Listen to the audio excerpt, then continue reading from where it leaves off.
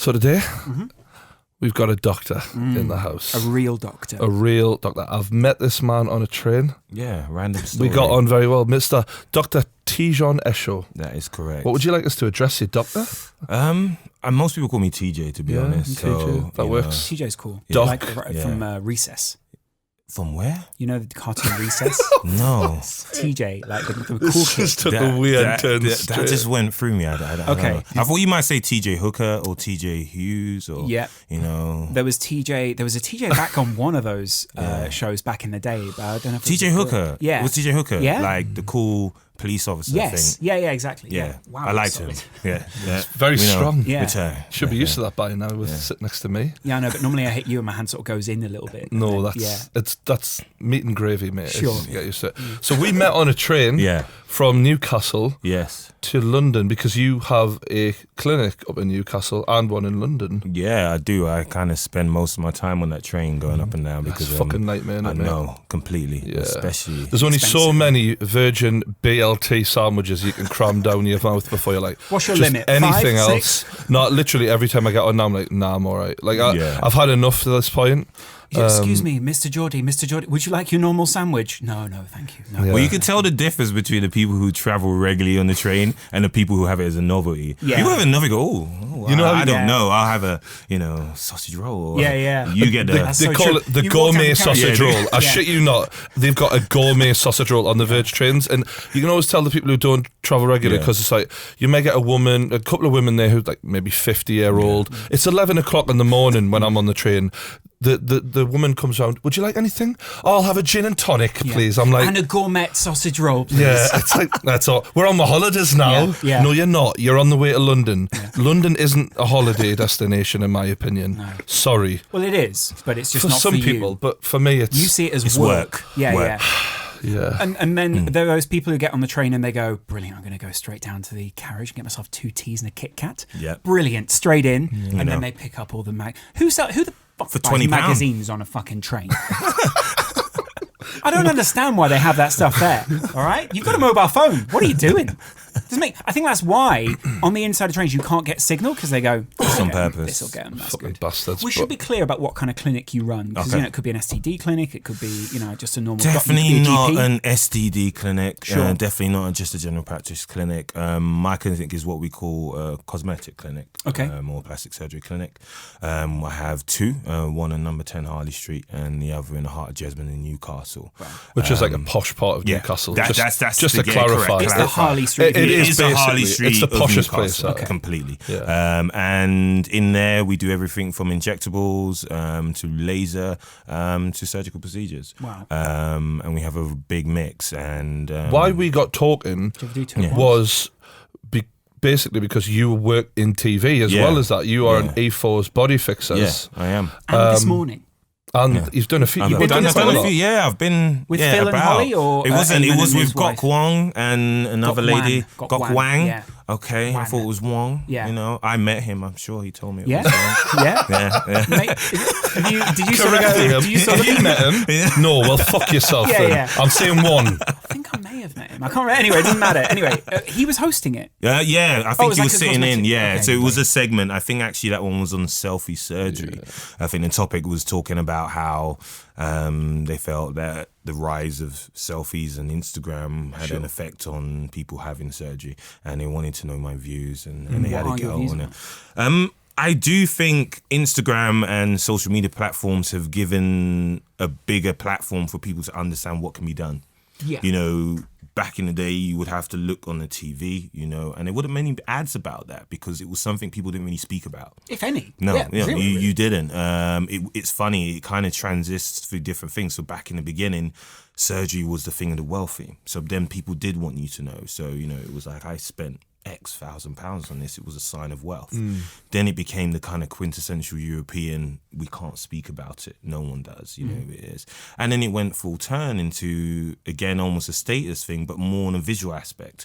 So in platforms where now we take a picture, of the drink or the food we're having done, people will take a picture of the procedure they've had done and put holding it on the a drink. platform. You said girls, while in middle of a procedure getting Yeah. their lips done, Yeah. will be doing Snapchatting their Yeah. mates. Like that actually happens. Yeah, no, completely. Like many times if I'm doing a procedure, I don't know if it's whether because I'm doing the stuff on TV or whether it's just me in clinic, but a lot of the times I find I'm almost back in the studio. So the person in front will be filming, her friend will be Snapchatting it, saying, I'm watching my friend get this done. So it's almost a visual, one big 360 visual for everyone to see what's happening. Do you sort of therefore position yourself for the good side of your face? All the sides are good sides. Yeah. No, I've noticed this. I try, on there. But no, it is, and I think you have to be responsible thing with it. It is a good tool and it allows people to see your brand, allows people to see what happens. But then at the same time, you have to be responsible. When you're treating a patient, there has to be confidentiality rules. So there's no visual unless the patient allows that. And at the same time, I think there's posting for just posting's sake and there's posting for purpose. Yeah. So, a lot of the images you do and you do show, yes, you can show your work, but they should be educational because one of the big things right now, and especially with the show I'm doing, is we're fixing a lot of the bad things that are happening around the UK. And all right, so on body fixers, because I've seen tattoo fixers before as well, like their whole shtick is we're going to redo bad tattoos. Are you sort of redoing bad surgeries at times? Yeah, so a lot of the times it's a bit of a mixed bag for me. So with body fixers, I get people who generally are coming for a different look or have had an accident in the past and are wanting to be fixed in that way. But then a lot of the time it is that they've had poor, cosmetic like work. Bum jobs and stuff like that. So series 1, we had a guy that had lip fillers go wrong, that had pus coming out of his lips, so we had to take him to theatre, cut that open, drain it out. And then, I bet that wasn't pleasant. To me, I'm numb to it all, so I see it and I'm fine. Anymore. No, I don't really get affected by things like that. Although, what is quite funny, I can't watch horror films. Really? So tomorrow I could cut you open, look inside, and to me it will look like Play-Doh. That's quite But threatening. I could not look at a horror film and see blood coming out. What about what's that one where they go to Eastern Europe and then he gets cut up and Hostel. Yeah, I couldn't watch Hostel. That's fucking horrible. There was no way. That's irresponsible. I could even watch that in a day. That's very irresponsible. For very different reasons. Yeah. You're never selling kidneys on the black market. And all sorts of shit.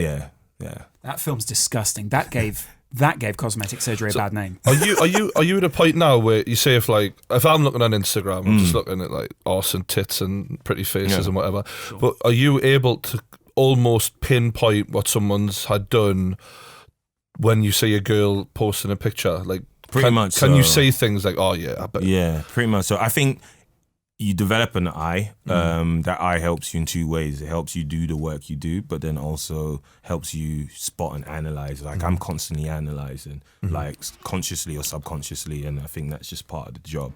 How conscious of you are you of that as a doctor? Because obviously you sort of have. I don't really know how it applies because cosmetic surgery is a much more subjective idea. It's not like you're curing someone of something.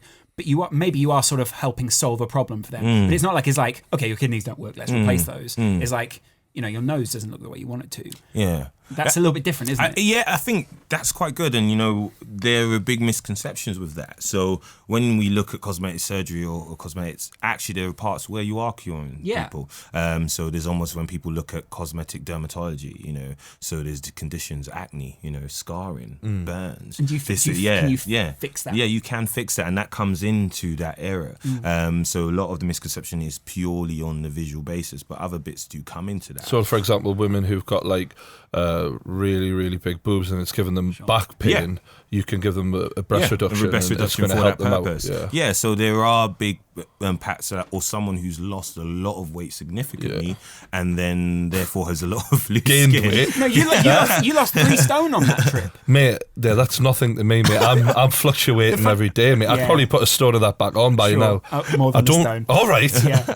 No, in muscle, essentially. But essentially. But that is interesting though, because people are sort of saying to you, Brian looks good, doesn't he? Or your face looked different, and people are, he looks like he's in good shape.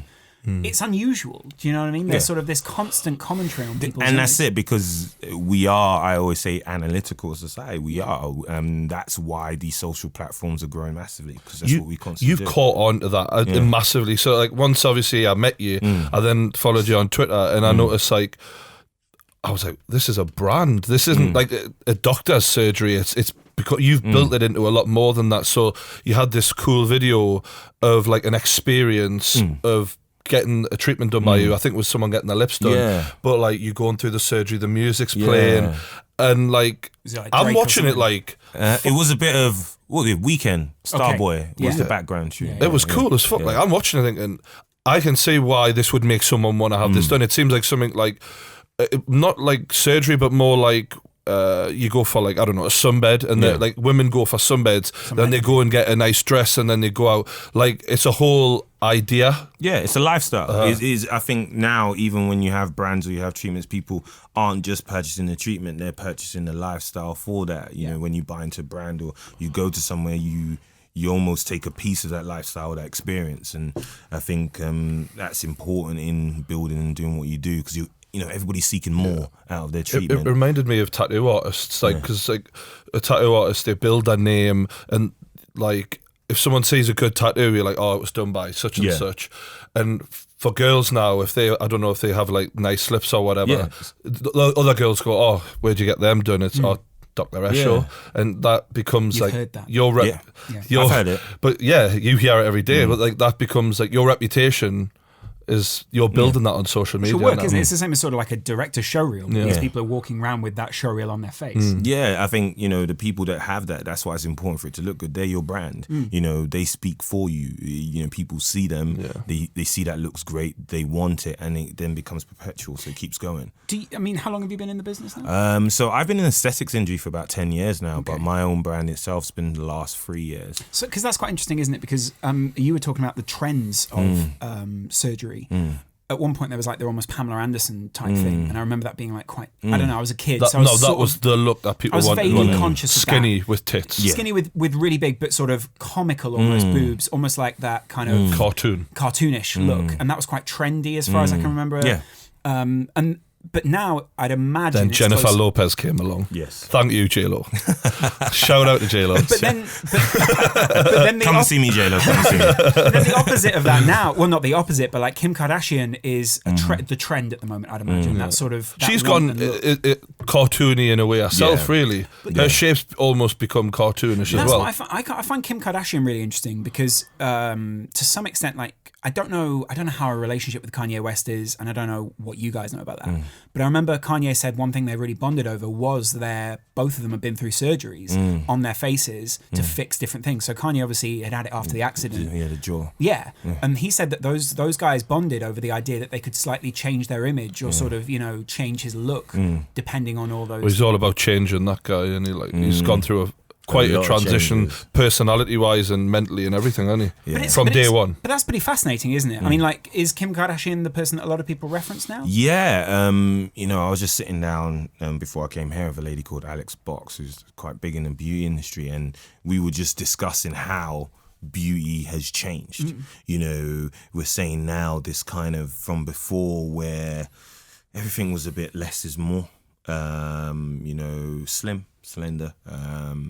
Now everything has become, you know, I think we saw in the Telegraph now, the average lady size that people said was desirable was 11 stone. It was a bigger lady, a more fuller, more curvy. That's lady. quite heavy.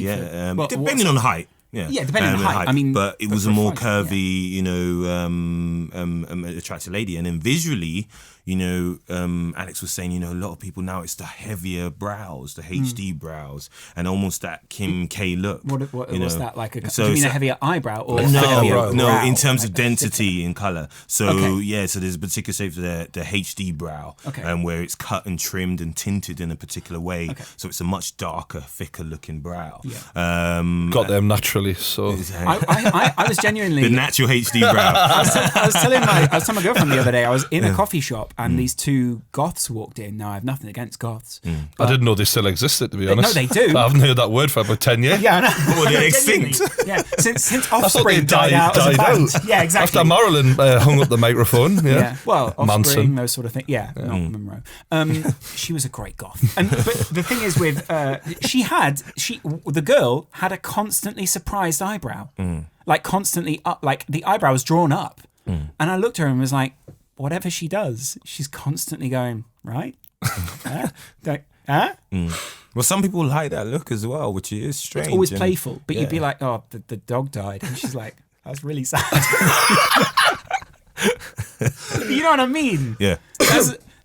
Some people do things that a regular person, like I'm just an average bloke, you know, and sometimes you see, for example, women who have, is it Botox in their head? Yeah. And the almost, especially the women who are getting a little bit older in the entertainment industry, they don't want to look like they've got wrinkles. So sometimes they can go to a degree where no expression is even possible. Yeah. Brilliant.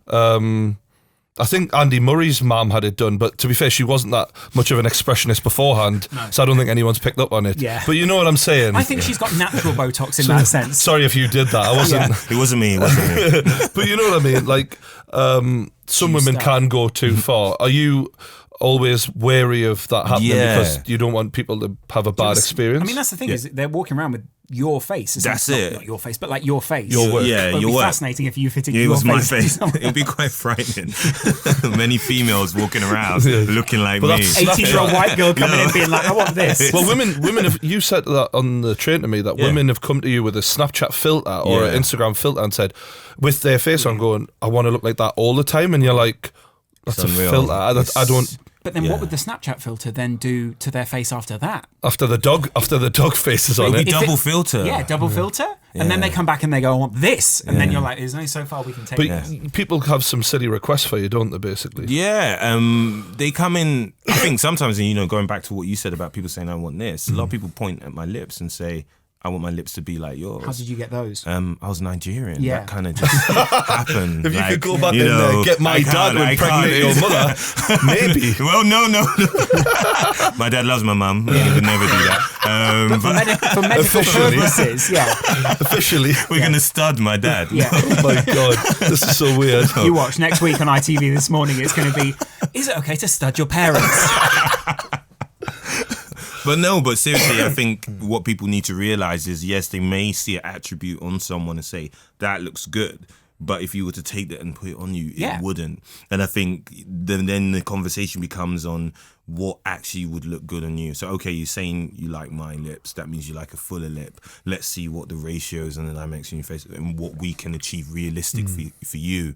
You know, what's unrealistic is the Snapchat filter. Yeah. You know, that's not a real beauty. And, you know, a lot of people now on it, they're trying to create this look that I say it's the look for the gram. So they just want to look good on Instagram, but not in real life. You know, you would see them in real life and they don't look okay, but then you see them on an Instagram page and it's a different girl. Yeah. And that's worrying. So it really should be kind of focusing on, yes, if there's a particular area you want to treat, less is more. Not trying to change you, but probably getting the best from you. And that's what I try and do. What is the most common thing you get asked to do? Lips. Yeah. Yeah, like constantly. Yeah. How many a day is normal for you? 20. 20. How long does it take? For me, about 20 minutes. Okay. Yeah. Is it a painful thing? You're essentially having a needle put into your lips? Yeah, but I tend to treat my patients with a dental block. So that's like, you know, when you have a filling or a tooth removal at the dentist and you know you can't feel I seen on your Twitter account you did like a before and after, so like half the lips weren't done yet and half were. Yeah. And it was pretty amazing the difference that one just little could make. Like, it's unbelievable. What's the process like before surgery or any of these cosmetic things? Because I'm guessing you're not on the NHS. No, not anymore. No. And so is there a sort of obviously there's doctors have the Hippocratic Oath and those sort of things. Yeah. Are you still sort of bound by that in a way? Yes, you know, the moment doctor becomes before you, even when you're not at work, when you're outside of work, you have to carry yourself in a certain way. Yeah. Because you know, the title is a big title, and then there's a responsibility that comes after it. But also in the private sector, you have to do that. You know, unfortunately, there's a small few that don't, and it gives the rest a bad name. But for the majority that do, they're doing a good job and they're doing it well. So for me, the biggest part, and for those as well that do the same, the biggest part is the consultation. You know, when someone's in front of you, you are speaking about their wants, you know, their ideas, their concerns, their real expectations, and you come to a shared understanding. that should just be that part and never have the treatment on the same day. I believe in that they should have a cool off period and then go away to think about it, because when you get in that room, it's easy to get excited. You I bet it is. You go, there's a especially when they take let's have a look at them then. And then like, well, they want them changed. I bet, but it doesn't mean he's not admiring what's going on. I'm sure he is. You as a doctor would be terrible. I'll tell you what, you'd literally go, why are you changing them? Yeah. Well, this is the thing. You're a straight man, you're like a red-blooded male, like me. Yeah. Women are coming into your surgery and taking their clothes off and saying, "I'm not happy with this." Yeah. Do you ever say to them, oh, "No, they're fine. Leave them the way they are," or "That's fine"? Or have you ever had to do that with a woman before? No, I do that, but it's a different mode. It's really weird, like you guys said, because I've got my guy mates, and they say, "Oh, if I had your job, that's amazing." You're seeing girls all the day. They're beautiful women. They come in and just show you that, but it's weird when you're there. It's a totally different mode, and just almost said, when I was doing general surgery, and it was like, you would open the abdomen and see the thing. It was like Play-Doh. You switch into this mode where you just see it for the work. It's a bit. That's why you're in a clinical environment, because it's not like you're in a bed with her and she's sort of like, "Is this good?" That would be wrong. Yeah. I mean, that really would be a weird consultation. He's not going to do that again. Not after last time. It would be a weird consultation. If you just lay down on the bed and just let me. But that's. I mean, I guess that's the problem, isn't it? Is if someone comes into you and says, "I want huge breasts," you kind of have to go along with that, don't you? Because if they want that, I mean, you don't. I'm not saying you have to, but if someone says, I don't know what size of. For example, a girl who's got a practically flat chest and she wants to go for a crazy size. What's a big size? What's double G. Double G. That is, do many people go for double G? No, but not under me. But for a lot of people, yes, they do, and I think it draws your line to where your ethical margin is. Yeah.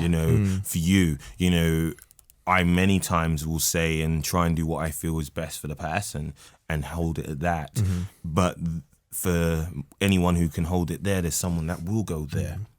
Do girls come in with a very determined? Because I know women can be when they want something, they won't listen. Like it's tunnel vision, like any person, not just women. To be fair, I know what you're about to say, but do you ever have women come in and they're just like almost telling you what's going to happen? Yeah, you have to interrupt them. Are you having a consultation with them? Yeah. At the beginning, yes, all the time. I would have a long consultation. It's almost this kind of, until I call this mutual shared understanding. And at the end, we come to kind of mediation where we get what I feel is best, they get what we feel best, and it's a middle. Since now, especially I would say with Instagram, which has been a great platform, it's almost allowed to tune my customers into my own voice. So many of the people that come through the door see that work, so that's what they're after. They're after something that maybe looks for them, but still looks natural. So they're not, they don't look at my work and say, this guy's the guy that's going to give me, double Fs or lips that are double the size of my face. You're not the cartoon guy. I'm not that guy. So they're not going to come to me. They come to me and they look and they say, right, this is the guy actually that is going to treat as an art form, hopefully, and come in that way. So you almost teach your clientele base, you almost select it via showing them your work. That's interesting though, isn't it? Because actually what you're saying is a natural look also changes based on your ethnic background. So if you're white, the likelihood is you will have quite small lips. If you are black, the likelihood is you will have a different shape of body to a white girl. So how do you balance that? Because that's, there are different body proportions in every culture. I think there's blurred lines between that now. Because, I think we were talking about that, how you go in the gym now and every girl's squatting. Really? Or every girl squatting. Every girl is doing a 60-day squat challenge or something like it is. Before you would go and it was every girl was on the treadmill running because everybody wanted to be slim. Everybody was fit. Now, girls are there squatting because everybody wants that big ass, big bum. So there are different shifts, and I think it's gone across all ethnic backgrounds to the fact now, you would walk across, most streets in London and there would be, Caucasian women with big asses, that before you great. may have not seen anymore. It's great. And he's very happy about It's this. fantastic. I mean, And he's happy about this as well. I mean, how attractive is something? For me, I wouldn't find like Nicki Minaj has for some reason been getting a lot of heat in the media recently for having a fake ass because that other rapper did whatever she did and no one cares. So, but she's been getting a lot of heat for having a fake ass. But a few months ago, people were like, "Oh, look at her, she's so curvaceous. She gives black girls confidence." I think because she's gone through such a drastic thing, though. If you see the before and after pictures, which I've seen, I mean, it's unbelievable the difference. But what I often see on Instagram, which is incredible, is people post a picture of her face or they post a picture of her body and go, "Wow, she's so natural, she's so beautiful." And the same with people like Kendall Jenner or Kylie and Kendall are almost the opposite ends of. They can't have the same surgeon. Yeah. Well, you know what I say that, but Kendall's recent photos are becoming much more curvaceous. You know, there's comments whether or not she's had her lips done because they're fuller. And if you look at the difference in the face, I mean, that's the problem, isn't it? With sort of like going from 18 to whatever. Yeah. You're going to change faces and become keep a changing. lot more feminine. Yeah. They keep changing. How do you? Can you see that in someone if they walked in? Like, would you sort of say you need to let your face grow? Do you know what I mean? I tend to. I think that's where it comes into lines of where you say how old you're going to treat someone. You know. Do you have an age limit? Yeah. A lot of people, you know, the legal age is 18, but a lot of people have an ethical viewpoint that the face still keeps developing up until the age of 21, 22. Yeah. So for a lot of these things, we wait till after that period to even consider it, because just as you said, you know, there's many times I've had that conversation. I said, you still got your body's going to change, you know, and to invest this time and money, it doesn't really make sense now. Because what if it does change and you maybe get what you want? I mean, it's very unlikely you're going to get big You lips. keep touching your lip, and it's he really wants his lips though. he needs them. Bloody hell! I mean, I'm very conscious my bottom lip is. You want that Professor Clump look where it just pops out of nowhere. Hello there. Yeah, I just have to unfold my mouth and it bounces out. That's what I want. Sherman. Sorry, I'm off. I've gone. That happens to me if I eat seafood, you know.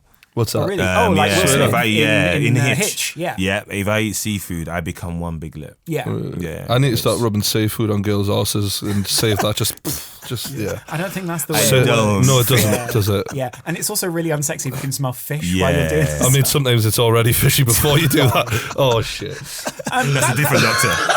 But that's interesting. Oh, sorry. You know, we've got a doctor here. I'm supposed to be respectful, Yeah, please. Sorry about He's that. got a PhD and he's a qualified man. The point is that there is also you're talking about all these trends and those sort of things. The strange thing for you must be that feeling of people are, how can I put this? You must be compromised in a sense because there are people out there. The more people who want to get surgeries done, the better for you. So it's good if it's trendy in a way, but at the same time, you almost don't want to take that too far. Yeah. I think I understand what you mean. It's that kind of balance between business and being ethical. Yeah, it's supply and demand. It is. You know? So, and I think the way I kind of do it is your work speaks for yourself, so your work is what will get you business. Mm-hmm. You do not need to go overly aboard or charge aboard or just do additional procedures for the sake of income. That will be short term. You know, it's damaging to people, and at the same time, long term, your brand won't survive because it's not good work. But in the long run, you know, you do what's ethical, you do what's less is more, you do what is even this artistic. The work is always going to get you, and it won't be a problem. So that's the best way to do it. So, like, you know, this big arse craze thing, and I'm definitely a fan of that. Yeah. Like, is it Khloe Kardashian? Yeah. She's like, I like her shape. Like, you can replicate that. Yeah. Do many lasses come in wanting their arse done and that? Yeah. What would go into the way the Kardashians' arses are all just blown out of proportion now? Like, how does that happen? What do they do? Well, I would say allegedly. Allegedly? Yeah, allegedly. Or women who look like the Kardashians. Allegedly would have something called fat transfer. So this is taking kind of body sculpting to a different level. So where now, you know, you can remove fat. Before you would remove fat, you'd bin it, you know, and that's what it was. You wanted the thigh like from gap, the belly. Like in Fight Club. And that's it, yeah. But now people remove that fat and say, no, I want it in my bum, Freeze or that. I want it in my breasts. Yeah. You know, they want that put somewhere to augment that area. So that's essentially, allegedly, how the Kardashians. So they're not implants like most would expect. That's why she did the X. You know, Kim did the X-ray. X-ray. Oh yeah.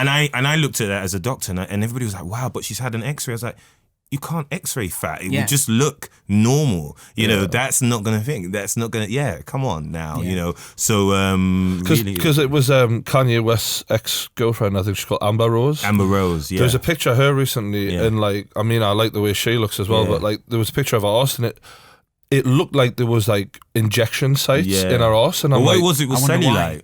It was cellulite, and I think for the first time, you know, what happens again, this is doing it for the gram, or as I say, you know, all the pictures, you know, you've got the, you know, the filter, everything over, it's smooth, it's this gloss finish, when that's not real. You know, if someone has a bum that big, you're going to have cellulite. Yeah. You know, it's just going to happen. And so it's that almost realistic image of beauty. And I think, you know, so I know the images you were speaking about, people saw that and were like, oh, you know, this is the real her, you know, these images are fake. And it's finding that balance. It's also weird though, because that's also conforming to maybe not only a female idea of what beauty is, but also a man's idea. Yeah. And so if a guy maybe says, you know, do you ever have women come in and be like, my boyfriend wants me to have bigger X? Yeah, I have it. Not a lot of the time, guys and girls coming together. So yeah, so you know, not long ago, I think it was last week's clinic, I had a guy come in with his girlfriend, and he wanted her to have. Well, she wanted lips like him, because he had bigger lips, Right. And so he was like saying, I really like it to be this way. So they were commenting on how they would like to see the other look, you know, and that was okay. And they were comfortable with that? They were comfortable with that. You know? I mean, that's the problem, is you can't really criticize people. You have to remain objective, do you? I remain objective, but I think you're it's still always, a human being at the end of the day. Yeah, exactly. But I think it's really important for people to be open about it. So I know just before we came on here, we were talking about the fact that one of my patients said she had fallen out with her boyfriend because he had found out he was coming to see me. Now, she had been with him for 3 years. She had been seeing me long ago before. So she actually met him with work I had done on her face. Yeah. He had fallen in love with that. Yet he was telling her, oh, I just don't think you need it. You know, I love you for who you are. She was like, well, you loved me when this was all there. So what is the problem now? It's only that you know about it. I mean, I guess that's the thing about the honesty of it. And I guess I had this conversation with my girlfriend before we came down here. I said, it would be really weird if I wanted to have, you know, like we want to have kids, and then this child comes out and it doesn't develop in the way that she looks. So it has a completely different nose, or it has features which look nothing like hers. Maybe if she hadn't have been, I mean, you fall in love with a person for who they are, and that surgery is kind of part of them, or it's part of their story. But if it came out with something that doesn't look like, you know, the mother of my child, then there's a bit of a disconnect. Yeah, I think that's correct. And that's probably where it comes to where you're having surgery to be extreme, to change you as a person, not really highlight or improve or, you know, just look at tiny tweaks, you know, this less is more. That's where it should be. So I think in that aspect, the child is always going to look the same. But if you're going to go the extreme route, what you said, that's very different. And I can imagine that, that would be quite disturbing. But I mean, Kim Kardashian's kid is not going to look the way that Kim Kardashian looks now. Yeah. Or even, I mean, she's going to look the way that Kim Kardashian looked when she was 8. When she was a kid. Yeah, so I think, you know, if you go back to their photos as children, one distinctive thing that's changed about most of them is their noses. So culturally, you know, from their background, I think it's Iranian. The nose is very distinctive of that. Yeah. But if you go back culturally and you look actually in Iran and countries like this, rhinoplasty is huge. You know, families have it. It's almost as a coming of age treatment. You know, you become 18, you have rhinoplasty. So almost families go via that change. Do you see look like at pictures of the kids is what you're saying? Yeah. Look at pictures of the kids. And that's what most that's they're what I was going to gonna get. get. do you see like people from certain ethnicities opt for surgeries like similarly? Yeah. Like depending on where they're from or whatever. Yeah, I think, you know, ethnic background or environment has a massive influence on, you know, what treatments you get, not just what you wear. So now, you know, particularly, you know, UK, I would say everyone now wants a fuller lip. You know, you go then across to France and everybody wants a smaller lip, you know. There's just different changes depending on where you are, and you know, it's remarkable how it just keeps. You know, one thing that fluctuating. actually surprised me about you when you said what you did, I didn't picture you as a doctor. Yeah. And when you told me about your upbringing and where you'd come from, I thought it was really interesting. Like to say, because you're pretty working class background. Like you're dressed in a dapper suit now, looking pretty good, but Dapper.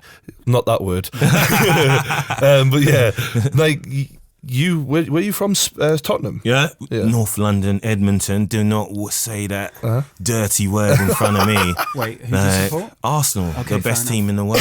Sure. Yeah. So your surgery is very current. Your football views are about 10, 15 years ago. You're from a Nigerian parents. Yeah, so- Nigerian parents, Yeah. you know, they came over here in their early 20s.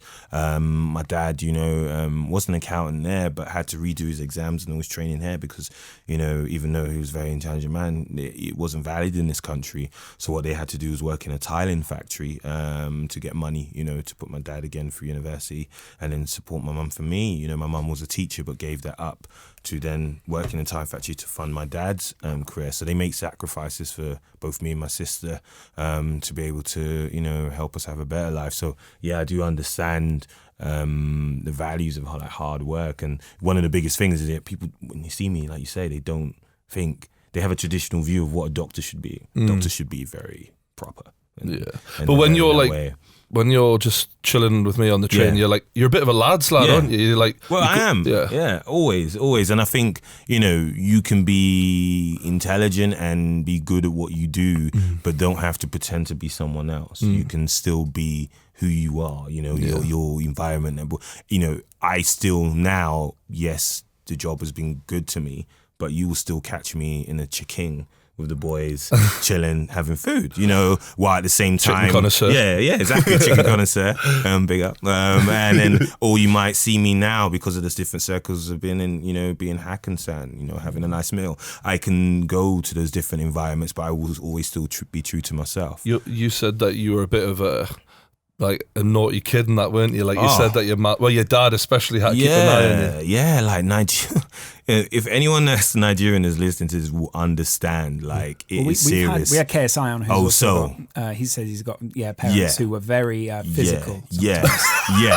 That is one word to put in there. That's physical. Yeah. Like it's a school of torture. Hard knocks and torture. Yeah. Like what I found was, it was funny that I think they're very they've got ingenuity. Like they will find different ways to punish you that hurt in different ways. See, he's nodding, he knows. Yeah. So like I remember once, like one of the biggest things that what I used to hate was one my dad used to do is like he would go, I'll get a bad school report. Not because I wasn't good at school. I was good, but the problem was I was creative and I was just bored. So I would then start causing trouble. We hear a lot of that on the show. And so then I would get, you know, he's got so much potential, but he's just disturbing the class. So I'll get home. He'll never be a surgeon. Yeah, exactly. I got that as well. And then, you know, then my dad would be like, right, go to the garden and pick a stick. And I'd be like, oh, God. I'll get the little one. Yeah, exactly. There you go. Pick a stick. Yeah. And the thing was, you got caught in between. A game. Yeah, exactly. Pick a stick that I'm going to get beaten with. And the worst thing is you never win, because if you pick the small stick, then he will go out and pick the biggest stick. Oh. You picked a big stick. You knew you picked your own punishment. You picked that for yourself. You know, so poison. Yeah, so I He wouldn't go and picking the small stick. No. What a fucking hypocrite. That is. I hate parents like that. They'll do one baby, not the other. Never. And then some days then you'll get the balancing one. So have you heard? Did KSI tell you about the balancing? No. So right. Yeah, he knows. There you go. So where you would be asked to stand against a wall and you would go on one leg with your hands up in the air and you had to stay like that. Now you would think that's easy. No, not for me. Especially not now. Yeah, not for you now. No, definitely. First 10 minutes, you're in there. Once you're into that hour, you are in pain. Yeah, and if you break it and you drop it, then you got a little knock. You'd be very good at yoga. Did you grow up with Nigerian parents or in Guantanamo Bay? Sometimes I questioned it. Yeah. Like I didn't know. Yeah, sometimes I did worry. Sometimes make you just squat down, put a bag on your head. Who sent you? Waterboarding. Who sent you? What did your auntie? Who sent you? George Bush reincarnate. You said I think you ran away at one point. Yeah, there is. Yeah, I think I can't blame you, to be honest. I did. Did you get punished for that? I did actually. I got beats when I returned, you know, and You said you were like out. You said told us a story about how you were out at night and you were like, I'll just stay a little longer, maybe it won't be as bad. And you were like, the hours went by when you were like, knowing every hour you're away, it's going to be worse. Yes, yeah. And I think, you know, a lot of people, we were talking about that and saying about discipline and how I think that worked for me because I was a very unruly child and I probably wouldn't be where I was now compared to a lot of my cohorts of people that I grew up with if I didn't have that. You know, I know that's not for everyone, but I knew for me that had to be the case because example of those, you know, especially the area I've grown up in, and there were some situations I may have gone to, but in the back of my mind, I was like, the beats I would get from my dad if he found out about this is just not worth it. So I wouldn't. Where if I thought, worst is I'm going to get a lecture and, you know, grounded for 2 days, I probably would have gone and done it. Yeah. So, you know, for me, in terms of things, that being there helped. And then anyway, you know, having that kind of experience up to about 12, you know, it didn't need to happen anymore. Because there was just a look that made you remember all of those beats from the past.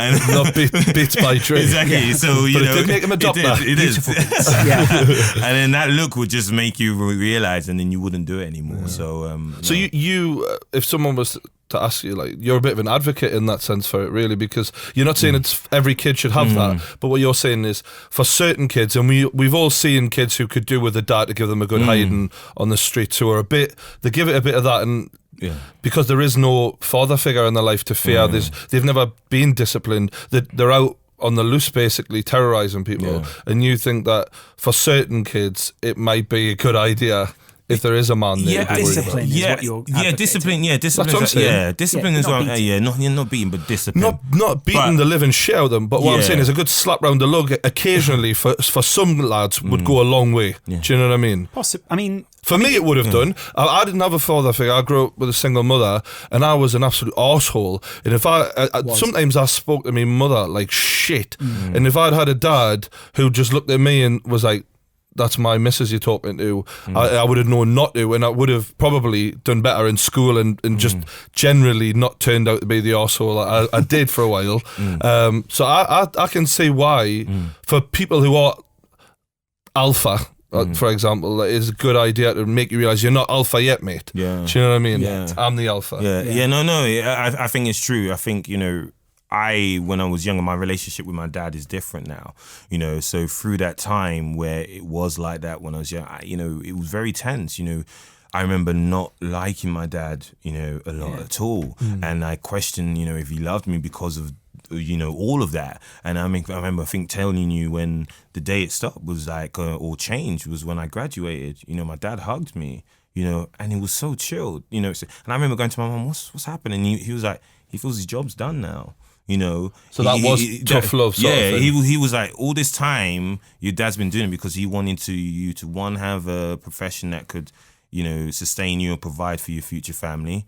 Also, as a black man, he didn't want you following certain paths that certain of your friends did, which were unfortunate because of where you grew up. So he wanted to protect you from that, and that was his way. And so now, you know, rather than speaking to me, boy, we speak as men. You know, there's that respect there, and I understand it now. So it's almost like he had to take that being the bad guy, you know, role, and you know, it must have been hard for him because you know, obviously he loved me, you know, and loves me. So there would have been times, I'm sure, where he was not wanting you to make him go that far. So that look that he gave you was him almost asking you, don't make us fucking have to be the bad guy again. And I'm sure it would have been hard for him at times. Yeah, no, definitely. I think so. Yeah, that's really fascinating. I don't think I was never hit as a kid, and maybe that's perfectly. The thing is, I think if you get to a point with a kid where you just have to look at them as the man, then that's a very good place to be in, because the fear alone should keep them on the straight and narrow, as it did with you. I remember I got expelled from school and I got a slipper across the butt of my mum. But once I realised, my mum's not that strong, like, she kind of lost a lot of power then, because I used to laugh at the idea of it. There was no threat. There was nothing. I was a kid on the loose, basically. So I look at you and I think if I'd had a dad to look at me and go, boy, don't fucking push me, that would have made a big difference to me. The stick. Go and get your stick. No, but it's fucking funny now. And look at you're a successful fucking rich man now. but obviously at the time it wasn't. But it was all for good reason, I suppose. Yeah, no, exactly. And I think, like I said, it's a case by case basis. I can understand. You know, it's funny when we look. My sister and I grew up in a household, but I don't remember my sister really ever getting any beats, you know, but she was a different child to me. Was she younger or older? Yeah, younger. Okay. And she was a different child to me. And, you know, we have different personalities, you know. Do you think she was more easily controlled? Yeah, you know, and so in that circumstance for her, talking to or different things worked. But for me, you know, as in almost like you said, the alpha, the thing, always wanting to just rebel and just do and had just all this energy and father-son is different to a daughter as well, isn't it? Yeah, completely so. And it just, for me, you know, particularly when I look now, you know, from where I grew up, you know, some friends that aren't here anymore for getting in silly situations, friends that, you know, are locked up for being in silly situations, you know, could I have gone that way? Maybe, I don't know. I look at society and I genuinely think a few more good fucking dads around like that, the world would be a different fucking place, completely. I do think there is, I mean, there are a lot of people out there who lament the lack of a father, right? But I think also that, I mean, it's partly that they're also told you don't have a dad and therefore you're not going to do good. Do you know what I mean? I think sometimes when people are told that, then it's almost like a mental, there's a label, something, isn't it? Yeah, and there's almost like a placebo effect to that. I don't know how else to put that, but the placebo effect of, okay, you don't have a dad, therefore you're going to go down this route. Do you know what I mean? And this guy next to you has a dad, he's going to do great. Yeah. And it doesn't always work out that way. And definitely in divorced families, that's often the case. You know, they're either with the dad or they're with the mum, so maybe they lack a bit of that influence if they don't have those. And it's funny you say that because one of my good friends, you know, that we've grown up with for like 20 years now, his parents were divorced from younger, so he was with his mum. Yet he still had a very similar growing up to me because his mum was the force. Yeah. So we all knew that one mum. Yeah, we all knew that one mother who you did not want to cross because she was batshit crazy. Yeah. So she was the force. We all had that mum. So she had. One of my mates, actually, I think he's from Nigerian descent as well. He told us, he said, sometimes with me and my mother, he said it was like W.E. Hell in the Cell. She was the Undertaker and I was Mankind. And she threw him down the fucking stairs at one point, man. Mankind won in me. Right? He kept looking up with his sock and she's like, what the fuck's he doing? Still to this day, if his mother gives him that look, sucker. Fucking hell. Yeah. I've actually met Mankind. Really? Yeah. Mick Foley. Or Mick Foley himself. Oh, that's a cool story. You were the doctor at the wrestling for a while. Which era of wrestling? WWE. So, like, I did it for, the last 4 years. So, before last year, I did it for the last 4 years. Sorry, you know it's not real, right? And just about. Okay. Well, but part of it is real. Part of it is some real. of the injuries. The athletic side is. The athletic side is real, you know, and that was, you know, when it was first offered to me, the ability to do that, I jumped at it because I was a fan, you know, growing up, and it was like, oh my God, I get to see, you know, all these guys. And when I got there, to see how actually big they were in real life, like he's a big guy, but the Big Show makes him look like a dwarf. Not anymore though. The Big Show's really slimmed down. Oh yeah, but my God, still. But still, I remember seeing the Big Show come through one of the doors for food, and actually just had to come in like that and step through. And he had a hand. His hand was the size of your head. Yeah, it was like a plate. But and it was I'm pretty sure he's like 500-pound man, so he must be like basically like 35 stone or something like that. But that must also ruin his legs and his joints. Yeah, and I think, you know, a lot of these athletes you see, because as the doctor or the physios backstage, a lot of them, you know, are strapped up. Yeah. You know, they're tired. They almost say, I forgot, I think it was Hulk Hogan has to say that they work hurt. Yeah. You know, they are constantly in pain, you know, when they're doing things, so putting their bodies on the line. Well, we've talked about them before, but a lot of them have painkiller addictions for that very reason. Did you end up having to operate on any of them in any way? So we had no Botox, anything. The women? Well, the divas, you know, the divas, they're great. They're great people. Official words. Yeah, the divas. The women? No, the divas. No, I mean, there's some good-looking women amongst them. They're very good-looking. The divas, I'm not gonna lie. But going back to that, it was once when it was in Newcastle that the Apex Predator, Randy Orton, he had landed wrong in particular different stunt and split open his forehead, so it was bleeding quite profusely in the ring.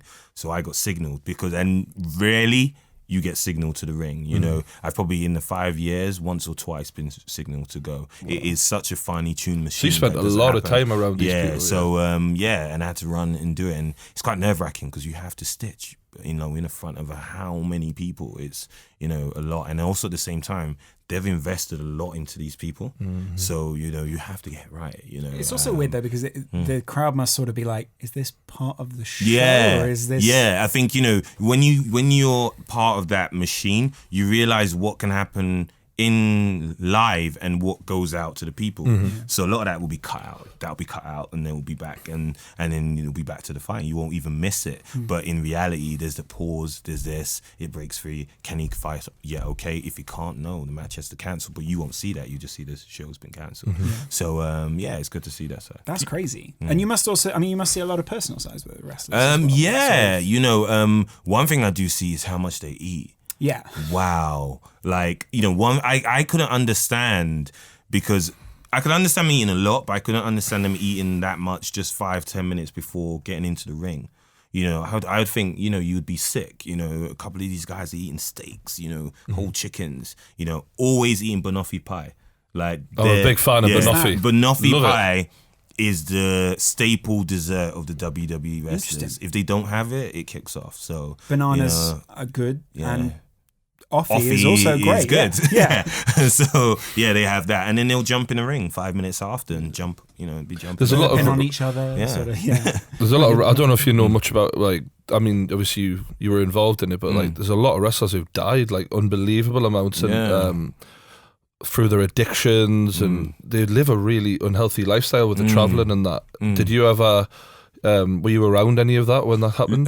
Luckily, no. I think, a big part of that probably is in the States, where it is, these guys on the road though a lot of the time, but then spend the majority of their time in the States. But like you say, they're constantly putting their bodies on the line. So for some, they become dependent, on medications to make them still be able to perform and take away pain. That can lead to addiction. And there's others where they feel they may be underperforming and may need a helping hand, so in the form of steroids, anabols, but then they have their long-term effects, such as the cardiac problems. That's why many, you may find die, of heart attacks or cardiomyopathies, because their hearts are so enlarged because of that. So it is pretty If the sad. Big Show's still alive, we're all pretty safe though. Yeah. But I just think the Big Show just was born that way. No, mate, he's a different kettle of fish. He's got a massive heart. Yeah, literally. So actually, they're not the only famous people you've dealt with, because I looked on your Twitter and you regularly have famous people, celebrities, TV people, tweeting saying they're coming to your surgery for having stuff done. They're ashamed of it anymore. Everyone's proud of it. Like you say, a Geordie show, them lot, you're very in with them. What are they like to work with? They're pretty cool. I worked with a lot of them, how would I say this, at their earlier stages at the treatment. Okay. Right, so what you're saying is we someone understand. gone down routes. Yeah. I'm not, No, you're not disparaging. No, You're not just- disparaging. I haven't fucked that up. Yeah. I said it. It's all right. Yeah. He's not said anything. Yeah. But they're great as people. What I think, I have a lot of time for a lot of them. I think especially Vicky, Vicky from Geordie. I have a lot of time because I think I turn around and I see, for a lot of these guys, they wouldn't be doing maybe much from the prior careers. Oh, they I mean, had. they'd be in like Cough Warehouse if it wasn't for if you look at career. if you look at Vicky Patterson now, she's got how many best-selling books? She's got her own nutrition range. She's a millionaire in her own right. She's a brand. She's able to buy her own house outright. She's doing well with the opportunity she was given. Yes, people can argue how that opportunity came about, but long term, is that going to affect her? Probably not. So no. Could have really hats off to opened her. doors for some other Geordies, but we'll leave that there. But you know what? I think they put. I think it is a hard. I'm not a. I'm an adopted Geordie in a way. Because You I've live been up there, don't you? Yeah, live up there. Which I'm not. But I think for many people, a lot of people weren't aware of Newcastle except for Geordie Shore. Yeah. And that either had its ups or downs. Some people felt that was bad because it painted them in a bad light. I'm doing my bit to repair it, but apparently I'm just making it worse. Just put this back up. Oh God, the water's coming in. But then there was a show, I think it was Inside Out, showing how much that actually had done for the local economy. So people that wouldn't have brought their businesses or came across because of Geordie Shore. So it's a double-edged sword. Why did you move to Newcastle? So that was my rotation. So I rotated there at that time. So I was in Newcastle away, and actually as well at the same time I was dating a Geordie girl. What was that like? Enjoy It was that? good. You know what? Geordie girls are loyal. Like they are cool. They are like Geordie guys Geordie guys aren't. They're bad. These hoes ain't loyal. But no, Geordie girls are loyal. And I think, you know, working in both cities, I see the difference in dynamics between my two clinics. You know, I look at my London clinic and it's very, you know, metropolitan, you know, very new money. I look in my Newcastle clinic and they're very wealthy people still, but there is a more openness. You know, I have people there, you know, you need openness, and they'll be talking about directly to them about what treatments they have, their family. And then some, you know, end up being friends from just meeting in that Just clinic. from sitting in the clinic, chatting to each other. Yeah, and we'll time their appointments at the same time. That's the main difference, and go on I the think, sound. between Newcastle and London, is if you're sitting in a waiting room in a doctor's surgery, in general, whether it be any kind of surgery, people will much more likely in Newcastle to talk to strangers rather than London. Like, I think the whole commuting in London has made people just have to switch off from talking to each other, because like you said, otherwise you'd be talking to everyone all day and you'd never get a minute to yourself because they spend that much time around other people in London. But in Newcastle, we just talk to strangers. It's a bit more of a town, isn't it? It's, Yeah. You know, it's really got the label of a city, but Yeah. it feels a bit more like a big town. Yeah, but you know what? I heard an interesting fact. It said that Newcastle's got the most restaurants per square foot than any city in the UK. No wonder I ended up like this. Yeah. Isn't it really? Most of them are Greg's. Yeah, But, you know. I don't knock at Greg's. I tell You know what? My They ha- main problem with London, too many Pretz and not enough Greg's. That's a good But point, what yeah. happened to those Greg's cafes? Like, I saw them. I thought Greg's were trying to do this whole posh Greg's thing, and it was in Northumberland Street, wasn't it? Yeah. I've never heard of a Greg's Cafe. It What was is you Greg's? could sit down and Oh, there yeah. were tables. Oh, I have been to a Greg's Cafe, and there was yeah. tables, and then it was this little kind of maybe upsell dish, maybe They were the posh trying sausage to roll. do like a half between Greg's and Starbucks. Yeah. In a, Yeah. Greg Bucks. Yeah. yeah. Gourmet Starbucks. sausage roll, Yeah. all those stuff. But then it kind One of them disappeared. gourmet sausage rolls, please. Fucking hell. Never do that accent again, you cunt. Did they do fishies on Little dishes? dishes, yeah. Did they or not? I mean, I've had, what do you mean, fish and chips? Yeah.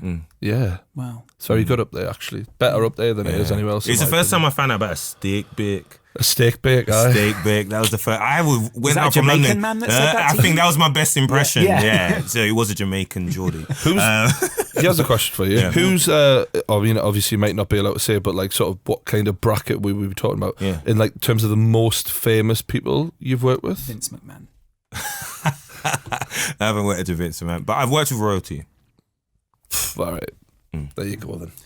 Like, Answers that. the King of the North, or sort of like, He's real right, yeah. royalty. Official royalty. Yeah, Okay. yeah. Official. Wow. People deemed by God.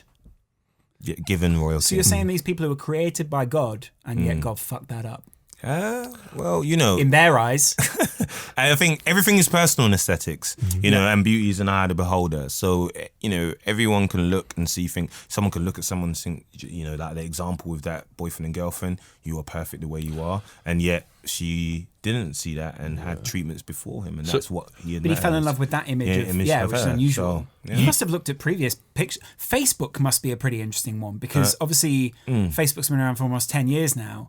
You might be able to see when someone started their surgeries. I do not believe any images I see on social media. And I tell you None of why. Because of the amount of filters and everything. I will see someone that maybe would have approached us via social media and they'll come into clinic and look a different person. Yeah. I wouldn't even be able to put the two people together. you- I would see someone and they may have commented on my feed or tweeted me. I would have replied and I'm out. And they say, oh, Dr. Escher. And I would look and not know. And they say, oh, you know, I tweeted and you spoke. And I'd be like, I don't quite recognise you you. again? you Yeah. know. Unbelievable. I've got the blue yeah. tick. Yeah, that's it.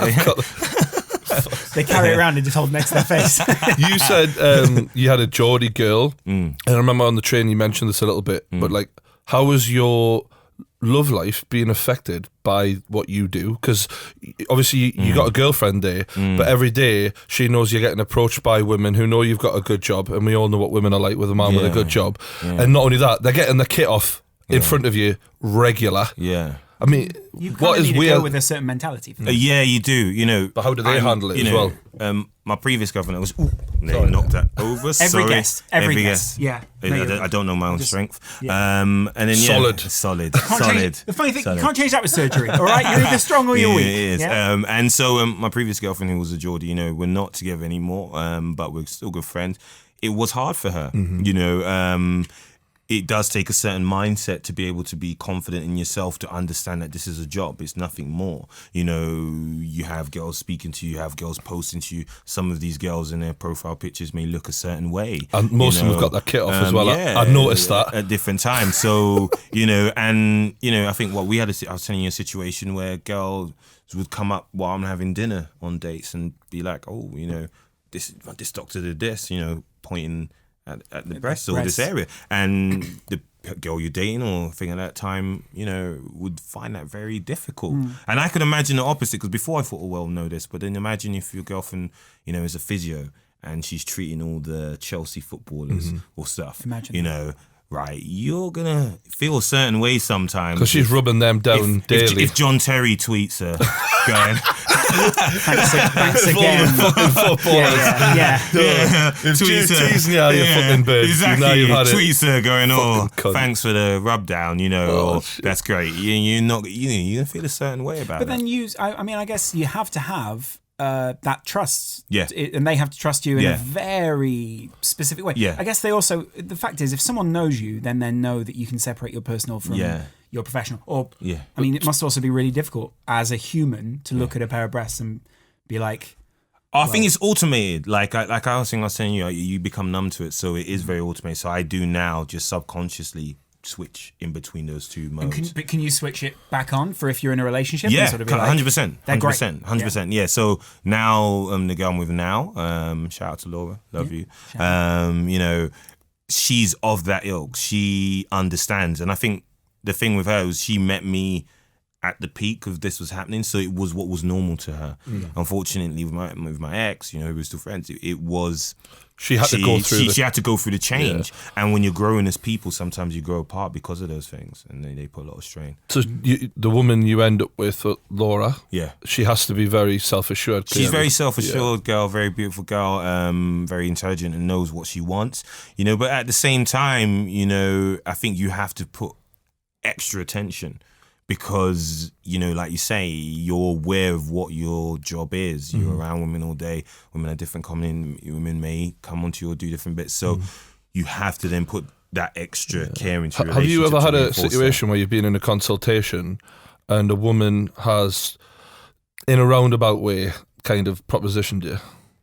Yeah. Yeah. Yeah. how? Like, How would you go about that? Well, obviously you said it's happened, so No, but why are I'm you just asking me? thinking, well, I'm just wondering if you do a little role play. So, Tijon, you're looking good today. Hot like mustard. How about you have a little play on these? I mean, you made them, so Okay, so someone's sort of seen a porno or something and they've sort of gone, I want that. It's the easiest way to do it. But yeah, so what actually happened in those circumstances? Is it more common than- It's I don't know. It may differ from different doctors to different doctors. It happens at times, and I'm very strict down the line for it. You know, I always have a chaperone with me. So a niece is the nurse I work with, and Even with the men? No, with the men. Okay. You know, But you keep yourself in the clear for that reason. Yeah, because then you've got a third party. You've got a third party, and you have to protect yourself. Particularly now you're on TV, the stakes are high, and unfortunately, people come into your practice sometimes with not good intentions. Because you've got a lawsuit on your hands. So quickly if you do anything wrong. Yeah, big time. And so, you know, I'm very much down the line and let that know that isn't correct. If that's then fine, respected, good. If it's crossed again. In the industry, obviously you're friends with a lot of other doctors. Have any of them admitted to you that they've ended up getting it on behind closed doors? Controversial. That's a definite I yes. have to plead the fifth. You can't talk about that because obviously that would also compromise you in a sense. Yeah, yeah, in a sense. I think it would be wrong for people to do that on record. So. Yeah.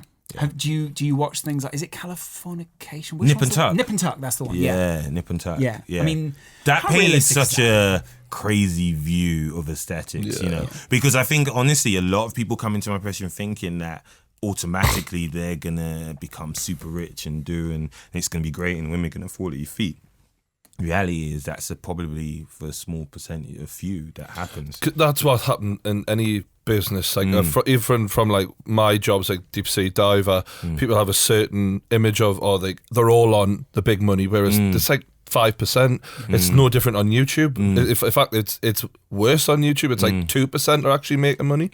So, but that's the bit that We're everyone raking it in. fucking wish, mate. But that's the bit that He everyone. was in first class, though. Yeah, we know. Yeah, you were talking He was. through the door. He was in first class. I walked through carriage. You know those little fold-down chairs in the- I looked down from carriage, like down the corridor, and saw him down. with me 5 BLT. sandwiches. Great. Can I have one? Oh, okay. I'm a surgeon. Yeah. What was I even going to say?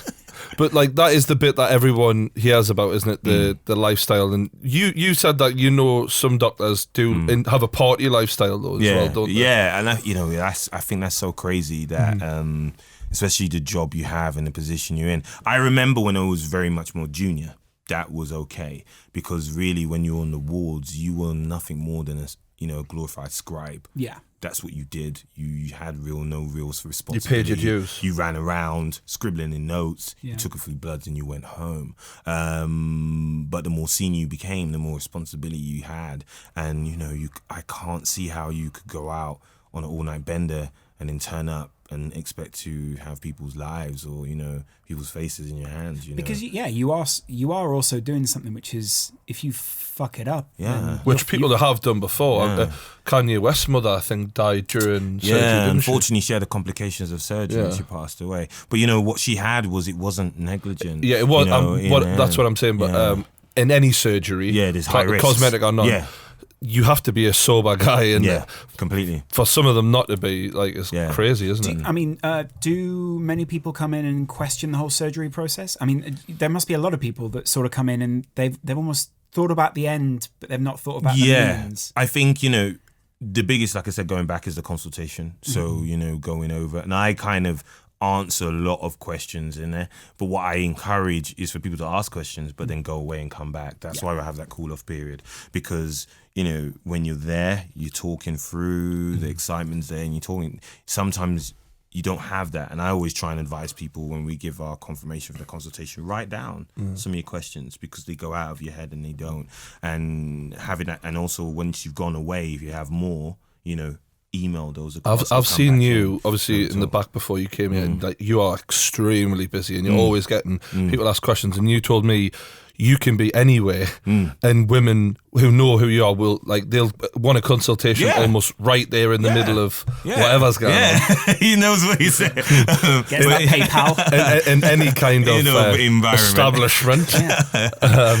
Certain establishment. Anywhere I go now is different. So if I'm in Greg's, the lady behind the counter wants a consultation. If I'm in rarely a bar with mates, or as I was describing him, we were at a birthday for one of my mates, so we took him to a gentleman's club. Yeah, how you say, and that's fine. That's okay. No, I'm never Oh, ashamed. mate, we've talked many strip club tales have been in. But they were having the traditional experience in the show while I was there having consultations. You were there with a line of them, and they were going, "Why are all these women coming over to you?" And you're sort of like, "So you're 34, okay, great, and you're a mother, wow, okay." So it's a very different experience now for when I go out. Life has changed. Yeah, it's changed. It must also. Have you ever seen the film? What's the one where he can hear all the women's voices? What a Girl Wants, or something like Mel that. Gibson What was Women there, Want, or wasn't something it? like that. Mel Yeah, Gibson. you must have to some extent a similar relationship with women, because you must hear a lot of insecurities, a lot of people's preconceptions, all those kind of things. Yeah, no, I say it. When guys say, "Oh, it must be a great job," sometimes I say, "Guys, you don't know the half of it." I feel sometimes like I'm an agony uncle to 20,000 ladies, because when they come and they're in that chair, they're bringing not just the thing, the treatments, but you're almost a counsellor half of the time, because they're talking to you about everything. Do you have someone you refer them to? Yeah, because there must be people that you get where you say, actually, no, you just need help in a confidence sense. Yes, and I think that is a big important point to go on to, that one of the things about a good doctor is the ability to say no. And no, a lot of no in the circumstances is where you're finding someone has a deep psychological issue. And surgery isn't the answer then. You know, Do you think that's what happens when some people, they have an addiction to plastic surgery because it's an uncurable inner issue that they try to mess on with their face or bodies or whatever, and they're never ever happy? Yeah. There's something that they're deeply upset or there's void there, and they're using those treatments to try and fill that void. So you look for that, do you? And yeah, you have to, because if you don't, you set someone down a path to where they're never truly going to be happy. When that person comes to that hospital, you must be sure they're after that treatment for the correct reasons, or you're always going to have unsatisfied clients, and that's going to come back on you, not just business wise, but for the the disadvantage for the patient long term. So, you have to look out for that, and then, advise what the best path forward is. So to revert to someone who, would look on psychosocial counseling, CBT, that's cognitive behavioral therapy, and looking at ways to address that problem for them. Because if not, they're going to go to someone else, and someone, not as ethical may take advantage of that. Yeah, because you can get all those things on the NHS, and you don't have to pay for those. And you might be, some people are going to be way happier than getting a surgery or something like that. Not everyone wants to need surgery. Yeah. There's some psychological well-being. There's things where there is a proven benefit that the treatments help mentally, so therefore it would work. So no. Have you ever had any experiences during a consultation where like girls have asked for very strange things or have acted very strangely about the whole thing, like where you're a bit almost like, what the hell, like what's going on here? I want a foot on my face. I think I've had it where there was a particular girl, I won't say, but this is a female, and she wanted her jaw to more look like, Bruce Forsyth. Wow. Yeah. Did she bring that in as a reference? She actually did bring that into reference. Nice to see you. Yeah. To see you, nice. To see you, not again. Yeah. It was really strange. Did she have a bad underbite or something? She just wanted to really overcompensate? No, she just really wanted to overcompensate to the point I thought this was a prank. I thought I was being punked. I was waiting for someone. Or being checked by someone, because I was like, Bruce Forsyth, really? Well, she actually named him. She named him. How many times do you sit there and everyone at home Googling, because there'll be younger people who don't know who he is. Yeah, I'll show you my age. Huge chin. a great entertainer as well. No. Maybe she wanted some of those properties. She sort of thought, if I tell a joke and they go, maybe I'll be able to rob a living for the next 50 years on the BBC. Yeah, maybe I'll be the next Come Dine With Me. I did dance, whatever he did. He did the dancing, didn't he? But that's pretty fast. Do you how many people come in and you sort of think, you're here to check me, or sort of, because you must, there must be weird ways to check you. I think I give an example. I would say I try and run my practice in the most ethical way possible. But always in a time, because of the industry and because of where you are at level, there are people that will set certain things. So there was a story not so long ago in one of the national papers where they sent a mum and a young girl into several clinics to see if they would do a surgery on her. She was underage. I was one of the ones that said no. Good. But there were quite a few that said yes. But I remember them coming in. So when they came in, the little girl would have said, I think she was 16. And she admitted that to you, and it was a test for you. Yeah. And they walked out to many that said that they would, and it was published in this paper, all the clinics who said yes, people who said no. And, I remember when I saw it and I read it and I went, I remember them, and I remember in myself thinking, is this genuine? Is this, you picked up on some vibes, and I think particularly because of your job, you always pick up on non-verbal cues and have a kind of almost, third sense about things, or fifth sense about things. And I remember that, thinking that was strange. So people do, and I think they do it for the right reasons. I think some really newspapers less so.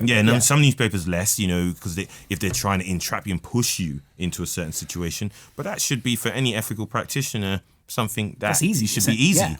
Because each day in real life you should be able to go, no. Yeah. I'm in that situation. Although some people are desperate, all those kind of things. Yeah. Have you ever thought of going over to the US? Or is that that's quite a condensed market though, isn't it? I think, the thing about the US is that, and I love the UK, and do not get me wrong, but I think particularly with me as a non-traditional looking or behaving doctor, people sometimes don't know how to take you. So, you know, like I said, there's a typical stereotype of what people imagine a doctor to be. You know, it's usually this chap that's over 50, you know, maybe. I mean, I was guilty of that, to be honest. I was surprised when you came up with it. And in a Sorry, certain I thought way. you said doctor. Yeah. And so when they see me, they don't see it. But in America, that's different. Mm-hmm. You know, they're very much more open. They're very much open to that. They're very much open to the social media and how that influences, and the creative sides of how someone can be themselves but yet good at what they do. Mm-hmm. The only thing I would say the benefit over here is that we don't tend to take on to fads as much. We look at the research and the evidence. So if a treatment comes out and everybody in the States almost latches onto it, and they're like, right, this is the new thing.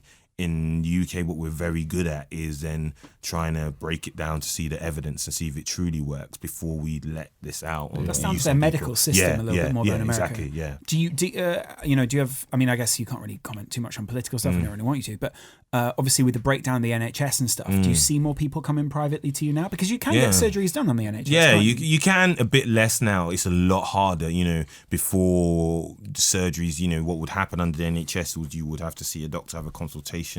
That consultation would be then sent to what's called a trust, and they would deem by the consultation whether they felt there was a psychological benefit or well-being from it, and then they would action that money to be given for that. Because the pot is smaller, that process is now much more rigid, and it's much harder for that to actually happen now. So yes, more people will go in the private way. Yeah.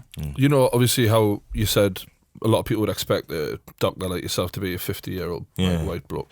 Have you ever experienced like racism because of obviously? Yeah, you know, it was pretty tough for me at points in medical school. I remember clearly one of the points where I won't say the city, but I was there with my war partner, and I was on a pediatric rotation then, and we had to do baby checks as part of ticking off. And my war partner, who's white, then, you know, checked the baby, and then I went to do the same, and the mum wouldn't let me touch the baby. Wow. And then it turned out she wouldn't let me touch the baby because I was black, you know.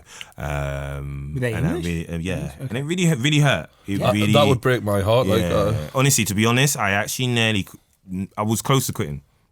I was really upset. Were you almost ready to cry? I'm not gonna be ashamed that I was. It was the first time it really hit me. Because I always push myself to be the best I can be in what I do, you know. And I felt like that in med school. I was already doing that, and I felt, you know, she didn't even take the time to know I knew exactly what I was doing. You know, I was really good at what I was doing. I'm a good, you know, medical student. Clearly. You know, you just judge me because of the colour of my skin. It would hurt more because it's a baby. Yeah. I kind of, for example, if you go to an old woman, I don't know, a 70-year-old woman, and you're a postie and you're a black guy and she doesn't want you like delivering a meal, I can almost sort of like, all right, you're from a different generation, and it's just delivering the mail. All right, whatever your problem is.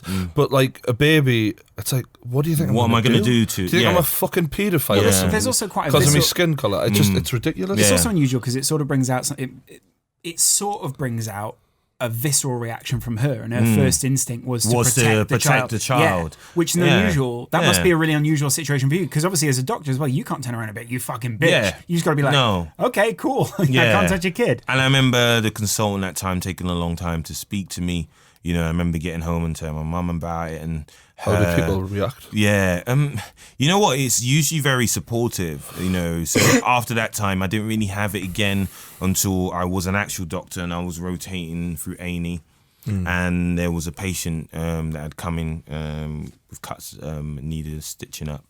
And I was sent in to do the stitching, and the doctor said, "Oh, I don't want you." No, the patient said, "I don't want you doing that." Wow. I didn't actually click. Again, I really didn't click. I thought maybe it was because I was relatively young. He thought I was not capable of doing it, you know. And then it turned out from when I told the nurse when you're speaking that it was because I was black. But then she supported me and said, you know, if you don't want to be treated by him, you can go to the back of the queue. You know, that you've been waiting for, so you've been waiting for the last 4 hours, or you can have someone that's perfectly capable of what you're doing. you know, and then he went fine, and I actually had to still stitch it, and that's in, you know, Ooh, where fuck that one, and that one, and that one. You were right about me, okay? I know, judging by the way you are, I'm sure you had class about the whole situation. And I think that's and I think, you know, that's what it showed it. I think you could tell at the end even felt bad because I did a good job, and in himself, kind of, you know, he didn't say sorry, but I knew inside of him he felt a certain way about how he'd been, and yeah, it is a shame. How ridiculous is it that someone would refuse help? Yeah, over that stupid stereotype. You know what I mean? It's mental. It blows me mind, like, genuinely. Yeah. I think there's but then you see sort of the effects of that on society now, and to some extent you are seeing. He says essentially, and to some extent, an awful lot. Because I don't want to overstate or understate something. All right, he just plays everything so safe. It's not safe. I mean, that is what's quite interesting, isn't it? Is people. One course that really fascinated me at university was race relations, and one of the things that we studied was the fetishization of other cultures, and that must be something you see a lot in your job. Is people, or maybe you don't, but I'd imagine you see a lot of people who come in and sort of say, "I want this black girl's lips," or "I want a white girl who comes in, I want the features of a black girl," and those sort of things. I mean. That's still quite an unusual thought, isn't it? And how conscious are they that they want that? How many people come in and sort of go, I want to be that way? And how many people just come in and are literally like, I just want bigger boobs, or I just want bigger this? I think some are conscious that there is an ethical attribute to these things. So when someone goes to me, I want lips like yours, or going back to the couple that she wanted lips like a boyfriend, you know, she was white, he was black. So it was that way. And I think people understand and see those. And it's still funny how people react in certain ways. So, you know, back when I was growing up, it was something I was teased about. You know, when I had big lips, it was like, oh, you got rubber lips, you got big lips. You know, it was now, you know, people were like, I want those. Yeah. So it's funny how that's changed. And then again, you know, you still have your down points in where I think I saw this on a Mac. It was in the news, a Mac post recently where they had posters, you know, they're showing people with fuller lips. They decided to do this campaign and it had a black girl with really big lips, and people were teasing it. And they were saying, well, why? If this was on a white girl, you guys wouldn't have commented. Yeah. If this is on Kylie Jenner. Yeah, you wouldn't have. So why is this different? So, you know, it is strange, you know, seeing those two sides of the coin. You sort of get that very overt. It's you strip everything back when you go, because you must see a lot of people's insecurities and all those sort of things coming out. That must be. It makes me wonder what you think the main motivation is behind people walking through your doors. Is there one common denominator? I think the majority of people, and I think it goes against every misconception, is that people that come in through the door are genuinely happy in themselves, but they're just looking to improve a part. That's it. You know, I think a lot of the times people think people come through those doors because they're genuinely unhappy, insecure. Not when actually no. You know, a lot of these people that get through, you know, they're good-looking people, they're in their own right, you know, they're confident in their own right. But it may be just something that's visual to them. Like for me, you know, I'm confident in myself. But after this, I'm going to get my teeth done. You know, they look pretty good from here, like, they're gleaming. But I've got a diastema in the middle of it, and it's just a gap, and it's something I just wanted closed. You know, that's so vain. Yeah, that's what people turn around and go, it's so vain, it's so vain. But it's also so desirable for some people. But some people are like, oh my God. Yeah, some people want the gap, you know, so. You know, but what I always say, it's a personal thing. It's that person's preference, so that should be respected. You know, because one of the big bits people go back to goes, oh, it's not natural. You weren't born that way. How many of us are the way we were born? We would be all walking around hairy, you know, butt naked, you know, in the streets. We're not. You know, you groom your beard, you know, you cut your hair, you have tattoos, you know, some people dye their hair, some people whiten their teeth, you know, you pierce your ears, you know, the way people you dress. People have been modifying themselves since the dawn of time. From dawn of time. Tattooing and things is as old as it gets. It is about identity, though, for some people. Yes. And you must have to force some people to look at their own identity under a microscope maybe they haven't considered before. And that must be, for some people, I'd imagine that's quite a traumatic situation to make you very vulnerable. And you're seeing the most vulnerable side of people. And does that I mean, you know, by the end of most people's working days, they must be exhausted. But to be able to just cut yourself off from that must be quite tricky. Oh, it is. Because you carry, like I say, for that aspect and these parts, you carry that home with you, or try not to, because, you know, you need that work-life balance. And I'm better at it now than I was before. But, you know, particularly now with social media as well, the problem, the benefit and the good thing is that people now feel more, you know, they can relate to you because you're there, you're on a platform. I can tweet him, he's going to reply, or, you know, I can like this, he can speak. But they still then carry those same things, so that vulnerability. And, you know, I saw you do this. Like, I give you an example. There was a girl I treated on Body Fixers Series 1, had really bad acne. And after that, I had so many people inboxing my personal things saying, I saw what you did for her. You know, I've really had this. I've been trying. Can you help me? I had you the know? same things with that a lot. People said, how can you help me become a nicer person? Leave him alone. I actually saw him. Leave him alone. You've given him enough. Leave him alone. He still hasn't shared our video on Facebook. Anyway. Is he not? No. No, we'll wait. Can you do we'll a job on him? I'll try. But what I was thinking actually is that, because you are like, to me, a bloke's bloke, but obviously spending so much time with women. Yeah. If you look at yourself before you started this job and then look at yourself now, do you feel like you know so much more about the way women think compared to the way you Mate, did? I know so much about handbags and shoes now that I never knew. And you know what? It comes as a bonus. Yeah. Because when you're a guy, and these are things we don't know Yeah, about. you're damn right. With your girlfriend, you're a hero. Yeah. You know, I'll give an example. Christmas, you know exactly where to go. Christmas, you know, I got her the Chanel boy bag, because I know for many girls that's the ideal bag. You know, I'm saying that you got blank faces here. They're like, what bag? I've got no clue what he's on about. I had this advice. Yeah. If I hadn't gone to Selfridges and there was a very camp man behind the counter who was like, these only mature in price. And I was like, brilliant. As an investment. Yeah, exactly. Luckily, he fancied you. Ideal.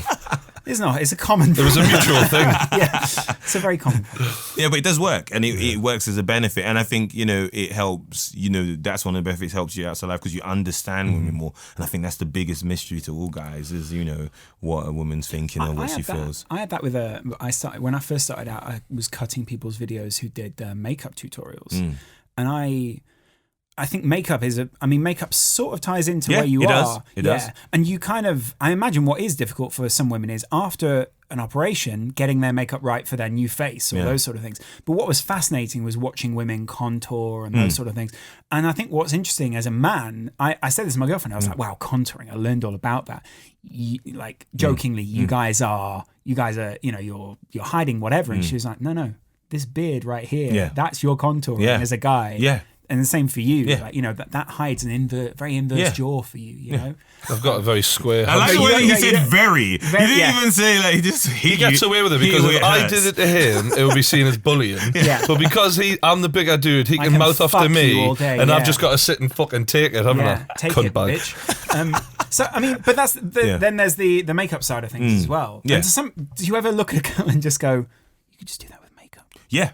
No, I do. Like I said, the meeting I had before was a lady with Alex Box, who's a very well-known makeup artist, and we were both, you know, I try not to try and see myself as a doctor, I see myself as a creative. So we were both exploring how beauty has changed and how makeup in a way can achieve a lot that surgery can in different ways, so contouring and different things. And there's many times, you know, that people, you know, magazines might ask me for a quote and say, oh, this person has had a rhinoplasty. And I said, well, you could think that, but actually with different contouring, you could slim the nose. So it could be a mixture of two. So what we can do now without the knife is becoming bigger. It is achievable. Is there something within the industry, because every industry you're operating as part of a business and there's massive amounts of money invested in this. Do you talk to other people about where the industry is going, what the future of beauty is, those sorts of things? Like, is that something that you're conscious of as a group of doctors? Yeah. Well, that's what, again, we were having in the same talk and where we see it going. And, you know, one of the big things we kind of agreed on was that we see this almost uniform image of beauty appearing. It's like a kind of mesh of all the different cultures. There's almost this... I can't really see it, but it's happening, this kind of phase now where people getting similar. Heart shape. Somebody sort of- showed me a picture of Yeah. Justin Bieber and Miley Cyrus, and like they did like a blend, and it was almost like they looked like the exact same person, and like it's almost like people want to look like this People certain emerging way. in there. You know, I think now because as a culture, because as an environment, we go from A to B. We're more aware now.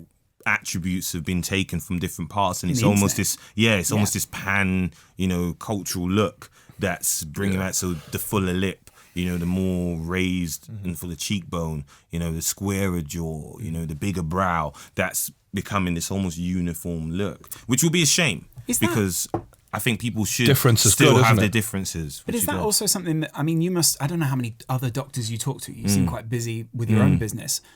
But when you go, like I was in Turin the other day, and the men and the women do look different. Like in Italy, the men and the women do look different. And it's, some of the men look very overpreened, but you could also argue that a lot of the teens, and they're not as, I have family that grew up in Europe, and they were nowhere near as image conscious as me. They didn't even think about it. Like they would literally just be like, I'll wear this to school. And I was like, what the hell were you wearing that to school for? Like they never thought of that. Is that quite an English thing? And because we're quite close culturally to America, those sort of things? I think I'm asking you a question. Yeah, it's not really your responsibility. I personally, yeah. I think it's a social platform thing. Right. I don't think it's divided by countries or culture anymore. It's a social platform thing which is available worldwide. So it's cultural I think, homogeneity. I think now what we do because of the platform is look for instant gratification, and that's via the image of how we look or what we put out there, to what we eat, what we put. So now, before, you sit in your house and you wouldn't worry about what you wore in your house. But now if you're in your house and you're taking a picture for, Instagram or Facebook or something, or you're going to do a live, all of a sudden they're changing and they're doing different bits. So you're more aware of your appearance because of those than ever. And whether that matches up with someone else's appearance. That's the expectation. interesting side. Yes. Yeah. And whether, because I don't know, what I find interesting is your Instagram changes depending on what you click. Yeah. So if you click, you click, like say someone's going to get married, the likelihood is they'll have more wedding pictures or Coming more through the sort of feed. marriage things coming through the feed. Yeah. And so if someone had gone on nose jobs or hashtag no, I don't know what you call it, rhinoplasty, whatever, that would maybe then fill their feed with more of that stuff, and therefore more imagery comes into their feed, and they're going to see more good results, but maybe more bad results. Yeah. And it's difficult to see what the long-term complications of that are and effect of that is, and we don't know as part of this generation. But you're almost on the front line of that. I think what probably be more attainable now is we've got now the visual aspect of social media and different things. I think the VR aspect will be the next stage. So looking I up think, someone, so actually being able to physically see yourself truly with those changes before it's happened. Oh, so really. Almost like a Snapchat filter. Yeah, but seeing it because Like a preview. Yeah, like a preview. Because now, a lot of rhinoplasty, so nose job surgeons use that. They use 3D technology to show you exactly what your nose would look like. Wow. Not just on your face, but just in itself. That would it be goes well. I think if it goes that would. well. The same for I would teeth. imagine that makes people want to spend more money as well, because if for example someone put me under the microscope and was like, right, we'll do this, and I like the look of it, as much as like you'd not expect me to be the type of dude to go through with something like that. If you're looking at yourself and you think, bloody hell, I do look good, don't I?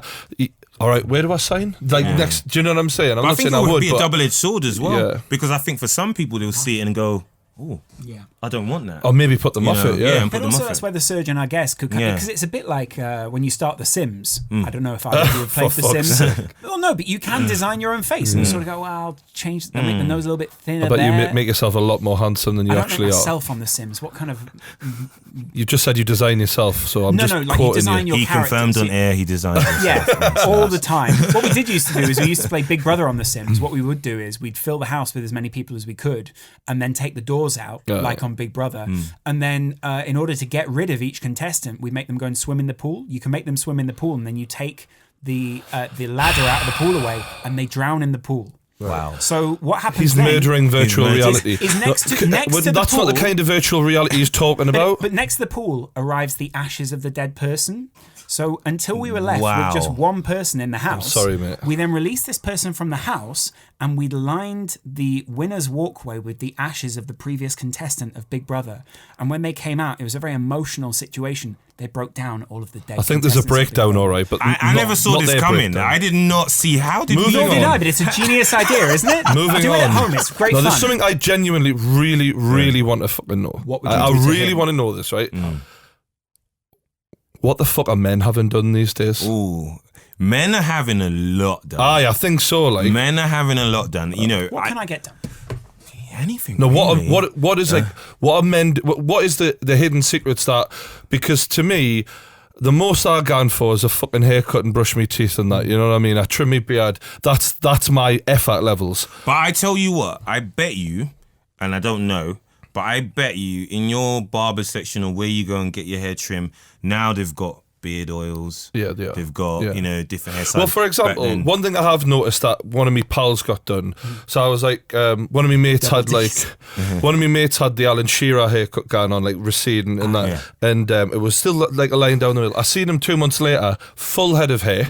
I'm like, what's going on there? Like, It's just VR. it was. So, but like, he was one of my mates who I grew up with. Yeah. Like, I never thought any of my mates would like end up having that sort of shit done. And I'm just looking at him like, I couldn't. But I'm sure like there's common things. So what common things are getting done right now? Yeah, for so, lads. hair is the biggest, one of the biggest things, and I think, you know, for guys now, the modern man is changing.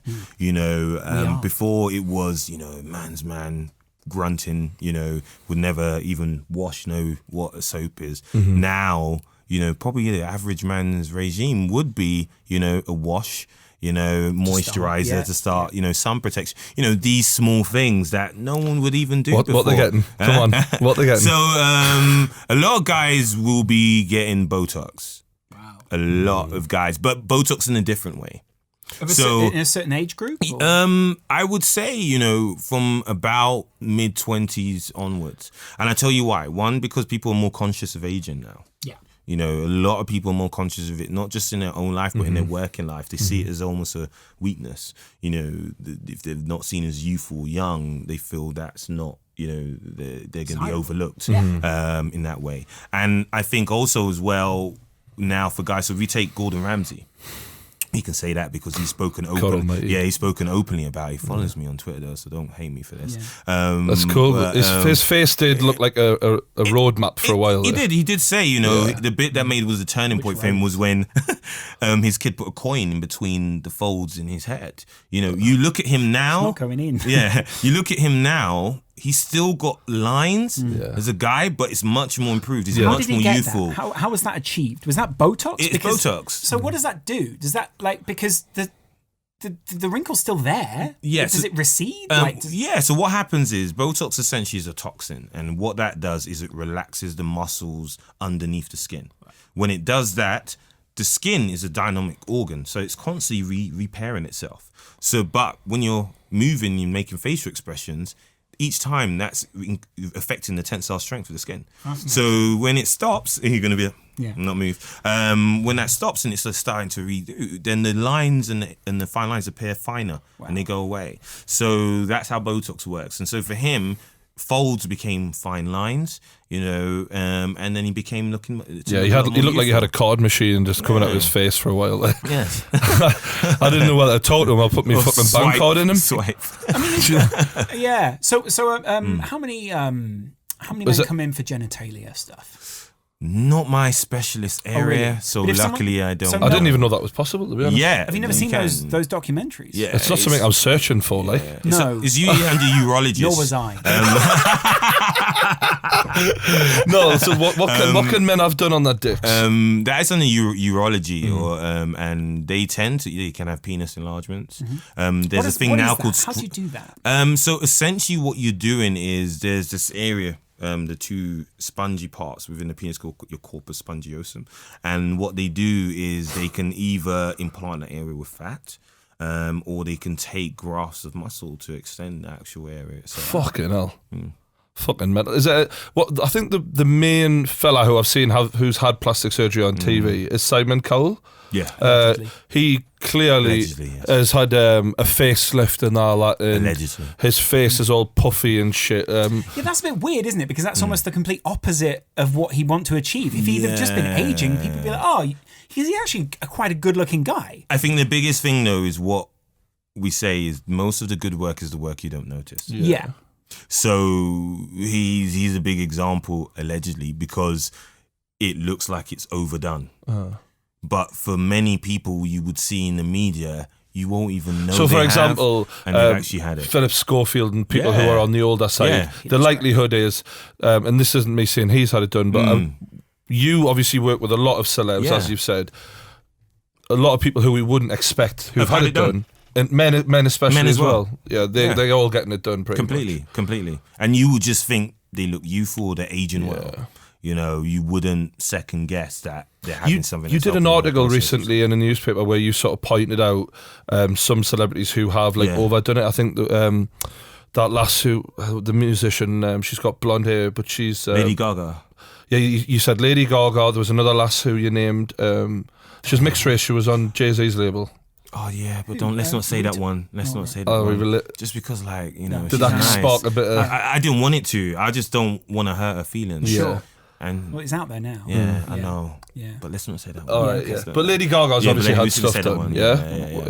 Yeah, like she's totally changed her face. Yeah. So if you look back to previous photos, she looked like the girl next door when before all the makeup. There was a video of her just on some MTV show. She just looked like a normal chick. Lady Gaga. Lady Gaga. She's quite an interesting one as well because she had alopecia as well, right? So all of her hair. Not a happy home life. No.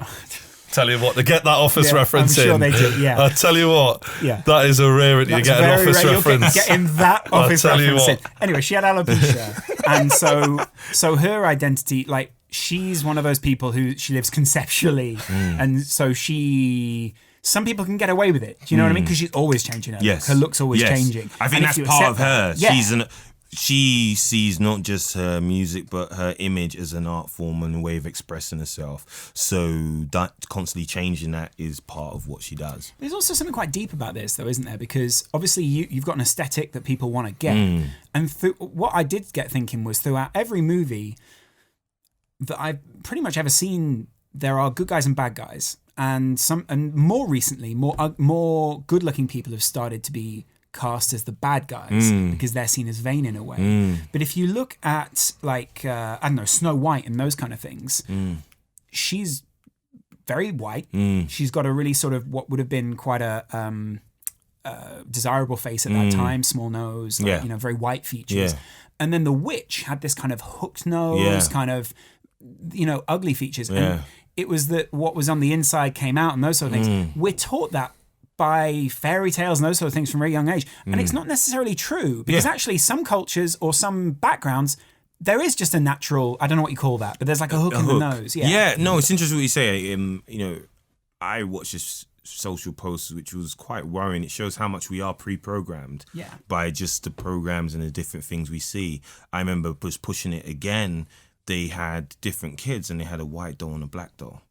And they said which one was the naughty doll. And everyone pointed at the black doll. Even the black kids. Even the black kids pointed at it saying this. And so there is a lot of subconscious pre-programming being delivered, like you say, through, cartoons. Disney have got a lot to answer for it. I think to be fair to them, I think they're trying to undo a lot of that by...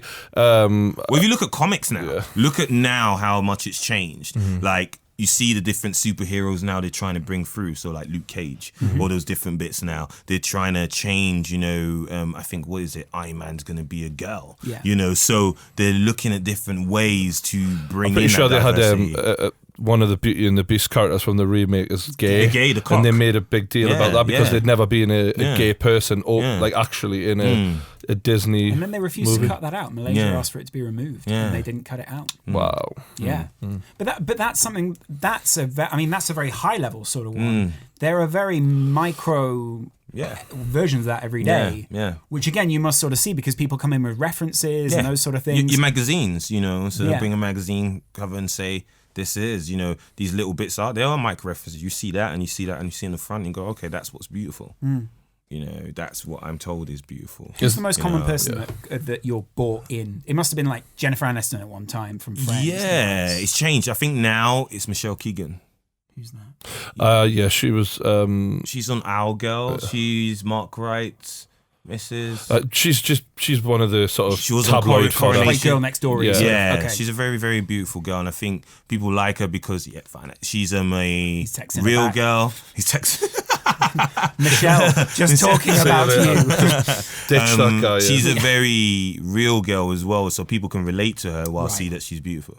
Yeah, which is interesting as well. And Oh yeah, so yeah, definitely. I can see why. I don't know, She's definitely your type. but I genuinely don't know. She's your type, and I know for a fact she is. No, what You you know mean, why she's your type. Well, no, what you mean is Did he date Michelle my Keegan? girlfriend has His brunette girlfriend hair. isn't a It million has- miles away from that Really? I kind mean, of my look. girlfriend's way more beautiful than that, but like the Oh, point brownie points. is, no, there's no brownie points here. I also, I mean, that is quite interesting as well, though. There must be this sort of very low level idea that you're a designer in a sense, because I know, but look at those as well. Jesus, Fantastic, aren't they? Are they real? Yeah. well, Yeah? her eyes are real, yes, The tits, man. right. They're real, are Yeah. How can you? they? Fucking hell. I'll ask that in a minute. They do look real in a way, though. I can see why. Aye. Anyway, that's what you're going to say? I think I sort of lost it. You took this down a weird route. I've got something to ask. Good. How can I get those? The money in this game, as you said, it varies. So how far does it vary? Is there like what an NHS person would be on to someone with loads of their own practices? Can you give her like a ballpark, an idea? I think it varies massively, and I think the factors that influence it are where you are, your skill level, and then the products you use as well. You know, you put yourself in the center of Beverly Hills, you know, and you can literally Millions. write That's a where I blank, wanna be. Yeah, and you can write a Living in blank check. Beverly Hills. That's it. It'll be a blank check, you know, because that's what's seen as the norm. You put yourself in maybe somewhere like Poland now, where there's a lot of Eurosurgery going on. People will go there and get a rhinoplasty that probably would be here 7-9 grand for 2-3 grand. You know, and Is that quite common where people are trying to do things on the cheap? yes, Yeah. and That's good. it's crazy. You cannot look for bargains when you're going for your face. You cannot. You don't. Anything below there, sure. No, even I think anything body wise, anything surgically, Anything surgically, you should not be. Yes, value for money. That's the difference, but not. You know, you bargain. You know, if you're going for a car, by all means, get a used car. But Yeah. your face, you want to look brand new. Do you have any people who come in and say I can't breathe properly? Can you change my nose to make it easier to breathe, or is that another type of? So that's rhinoplasties and Right. in a different specific You're good part. at that, aren't you? I'm good. No, Are you? I seen one of his pictures of a before and after.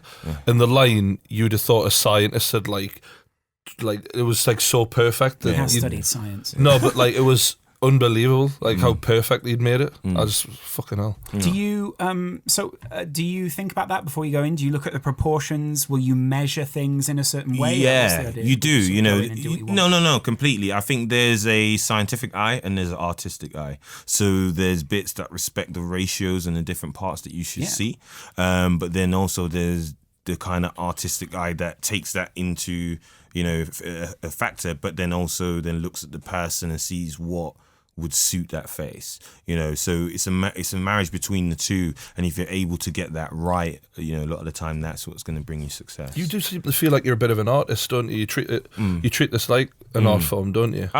That's what I try.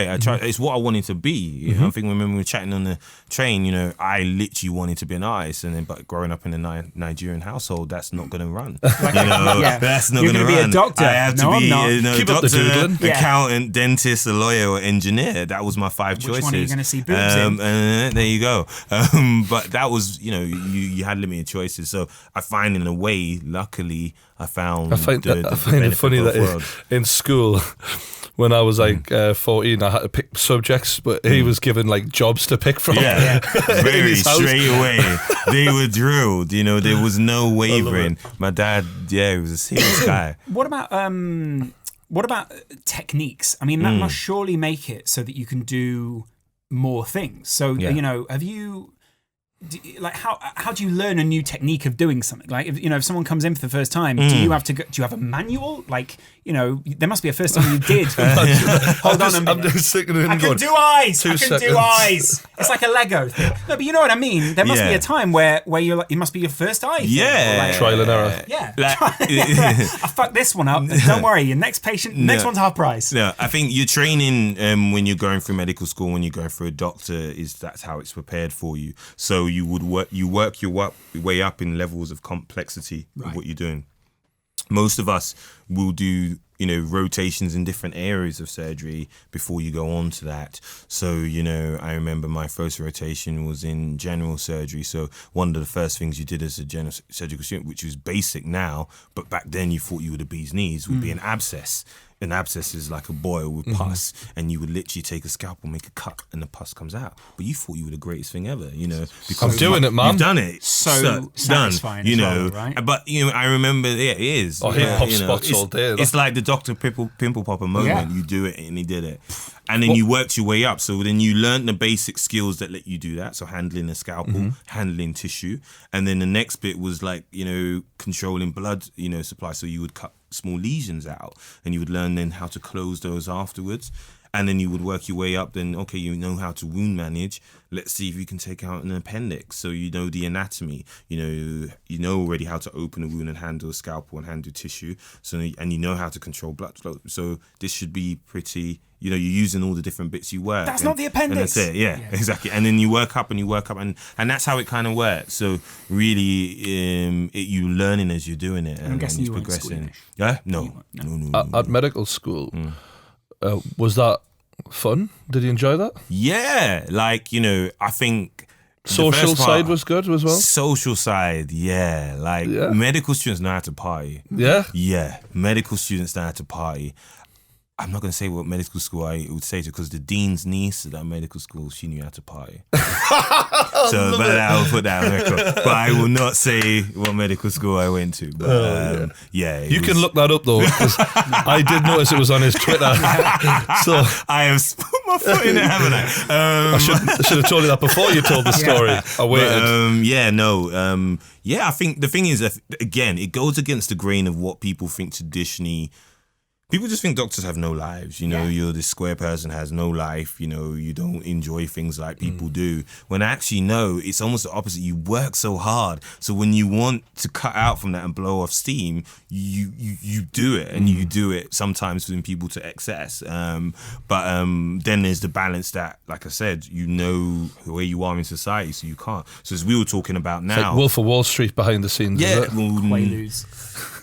No, but you've seen that side of it. I've seen a side. Yeah. But Way more money, though. Yeah. Way more. but now, because of the shows, I think I can't really. I know if I go to a club or bar, I can't do that because You're in press and TV and that people are now as watching well. you.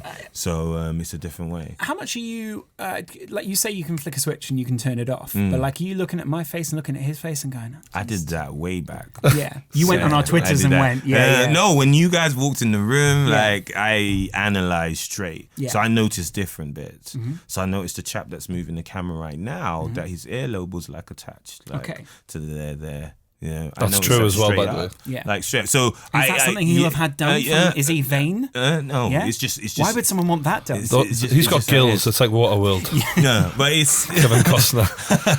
but it's Reference, yeah. but it's just things I do. You do it subconsciously. Yeah, it's you probably look at certain things. I remember when Instagram first came out, I was like, seeing everywhere was a square. It's like, that'll make a good square. That'll make a good square. Yeah. You probably. Do you see Simo with a face? Yeah, completely. Interesting. What would you do to us? I always reflect that question back. Well, it's difficult, isn't it? Yeah. I always say it's not about what I would do. Yeah. It's about what you feel. So tell me what you feel. When you look in the mirror, what things you think, I'm not quite happy with. I don't know, really. I don't really look in the mirror and think that way. Then you do not need anything. Yeah. You are more reflective of yourself than I am, without a doubt. I think you're more aware of what people think of you than I am. But that doesn't mean I want something carved off me. No, but you say I don't really think that way, and I think you do. To a No, I degree. mean I don't look in the mirror and sort of go, "Ooh, I want to change all that." Do you know what I mean? Not I'm change it. You're just aware of things that you probably like about yourself and don't like as much. One thing I'm super conscious of. So when I was a kid, I had I was like out in the garden with my dad and his friend, and we were having drinks, and a wasp had climbed inside the can, and I got a wasp stuck on the inside of my lip. Ooh, fucking and hell. it was essentially free Botox, right? Because it like you'll Made see your now, tongue like swell. very in a very small way, it influenced that side, and this side's not as fat as that side. I have a different kind of feeling on this side of my face, so I'm sort of like conscious of where my mouth is a little bit, I guess. But that's not like, I know that people can see that. That's not something I feel insecure. I feel absolutely fine about that. But it's like, Do you feel you had the facial hair for that reason? no, like I know that if I shave, I just look fucking ridiculous.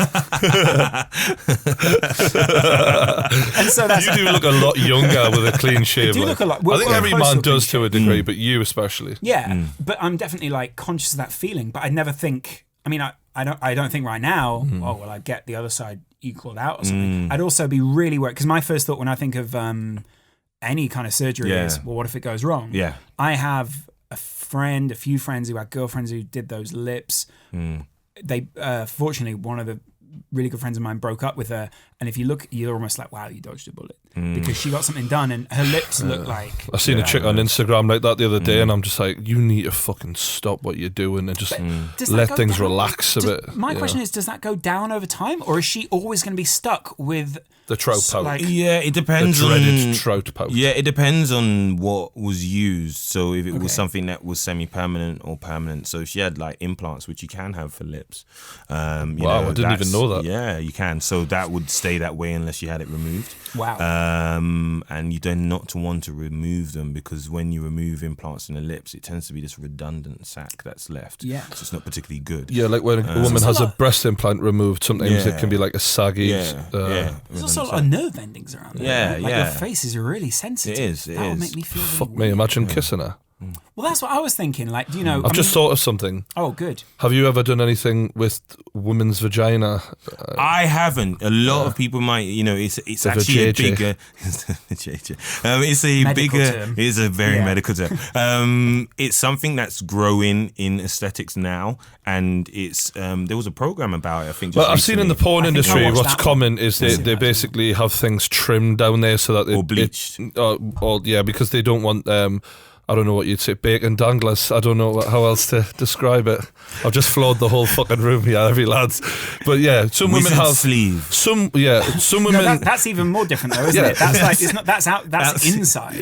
In and out. Some Right. women downstairs I don't know about that. have got a lot of meat going on. Do you know what I mean? So they like Yeah. that sort of trimmed. That's also. I mean,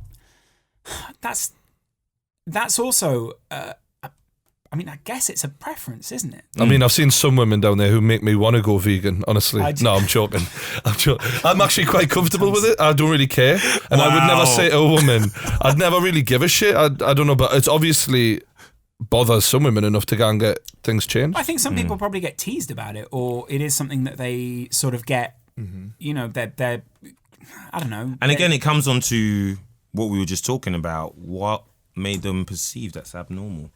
And Well, it's the, I what, imagine and it's there's the this- images that yeah. they've seen. Yeah. So the images that we see on social, the things that we're pre-programmed with, we see that as what's ideal. So then we question ourselves against them. Yeah, like people talk about camel toe, those kind of things, whether that's desirable or not. And then there's a trend. I like a with that. woman with a big clit.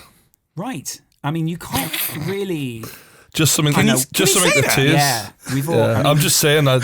I mean, It's not obviously it's not essential. If it's Yeah, small, it's that's small. also but what- it's easier to play with that way. Like you know it's what I mean? initially shocking To to find. hear. Yeah, yeah. Just sticks out a little bit. Sure, it's initially shocking to hear some of this shit, but I just get used to it. It's absolutely fine. The thing is, also, that's actually probably one of the least. That's not even offensive to say. That's just his preference. I'm not. I just want to make it perfectly clear. I'm not discriminating against Yeah, women with small small clitorises. clitorises. Yeah. Come one, come all. Yeah, All welcome. yeah. I mean, you would sometimes you want something that matches you. Penis extenders. Snap.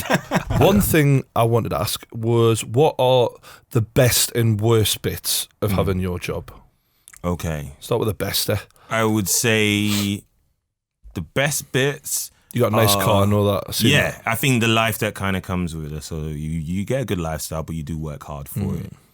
The bad bit, very much so, is the work-life balance. So to achieve that, certain, notoriety or something, there's a sacrifice. So, I'm a big family guy, and there's many, birthdays or events I've missed because I've been working or filming or doing, and that is. And then also the carry home. So now the change in terms of my environment. So if I go somewhere, it's sometimes constantly about work, or people, when you're in a room and they know who you are and what you do, they act very differently because of that, when you're just like chill, I'm a normal person. When you go back to your old What do they like do? friends and that, who are just like the regular lads, and you've obviously come from that environment and gone on to big things. Yeah.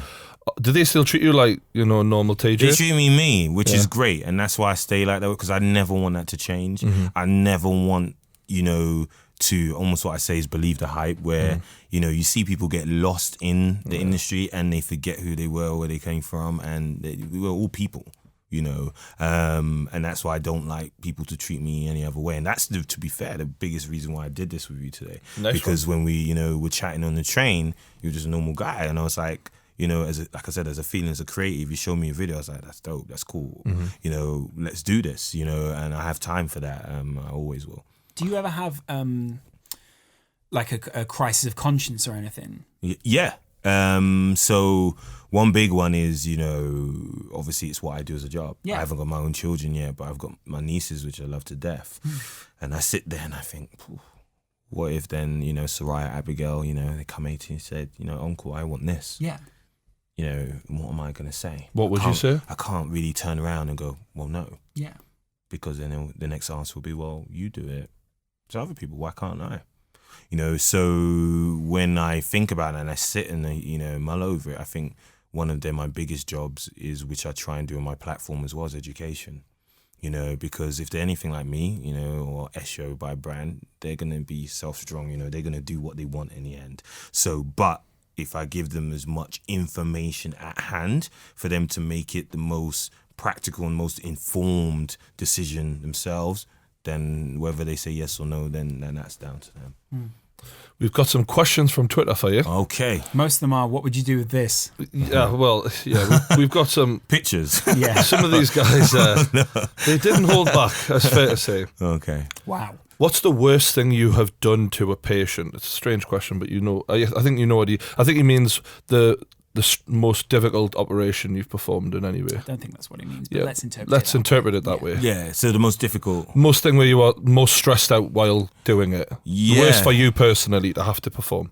I think, to be fair, it was a lady who had a tattoo on her face that wanted it removed, and I had to hide the scar within that was pretty difficult, because the tattoo itself had really messed up the tissue around, and that had really disfigured her. So to remove that and then give her face back normal, anytime you make an incision, you're always going to have a scar, to then try and hide that scar up into the wrinkles, that was pretty hard. And that was probably one of the most difficult. That probably answers the second question we had, which is the weirdest area he's done work on. Or is there? Well, that's not, no. I tell you what, that is not. And it's probably before I came into this industry, because you know what I said, as a doctor, you have to do different things. Yeah. So I was general surgery at the time, and I had to come down to A&E. I think I told you about this on the train, I don't remember. So I got called, I was on call. And this was when I was still NHS, and they said, you need to come down. We've not seen this before. I said, well, what? I said, I can't explain to you over the phone, you need to come. So I came. I can't explain everything. So I came there, and there was a guy in the room, and he was laid on his front with his trousers down. Yeah. And I just was like, a dick had got stuck in his ass. No. Close. So I said, what's happened? He said, I feel like something's moving around in my ass. I said, what? And he was like, there's things that are moving around in my arse, in both of my butt cheeks. Oh, fucking hell. And so I was like, okay. So I took it and look, and he had, sure enough, on each bum cheek or buttock, 4 burrow holes. Mm-hmm. And I was like, what is this? So he had been in Bolivia, and actually this guy's still a quite famous guy now today. He's on Blue Peter, but I won't say his name. And Google it. Yeah, it's not been it. It was probably not in the press. So I thought, I've got to explore these burrow marks. I don't know what he is or what's going on. So I got the local anesthetic and I thought, okay, what I'm going to do is I'm going to inject some local and I'm going to try and see if I can open up these burrow marks. I injected local into the first thing and this thing shot out straight from the burrow, like Mark, and landed on the floor, and it was this larvae that's moving, worming in and out. And so I did it to each burrow mark, and literally they just shot out to the surface until there was 6 of these things rolling around on the floor. That's just everyone at home right now.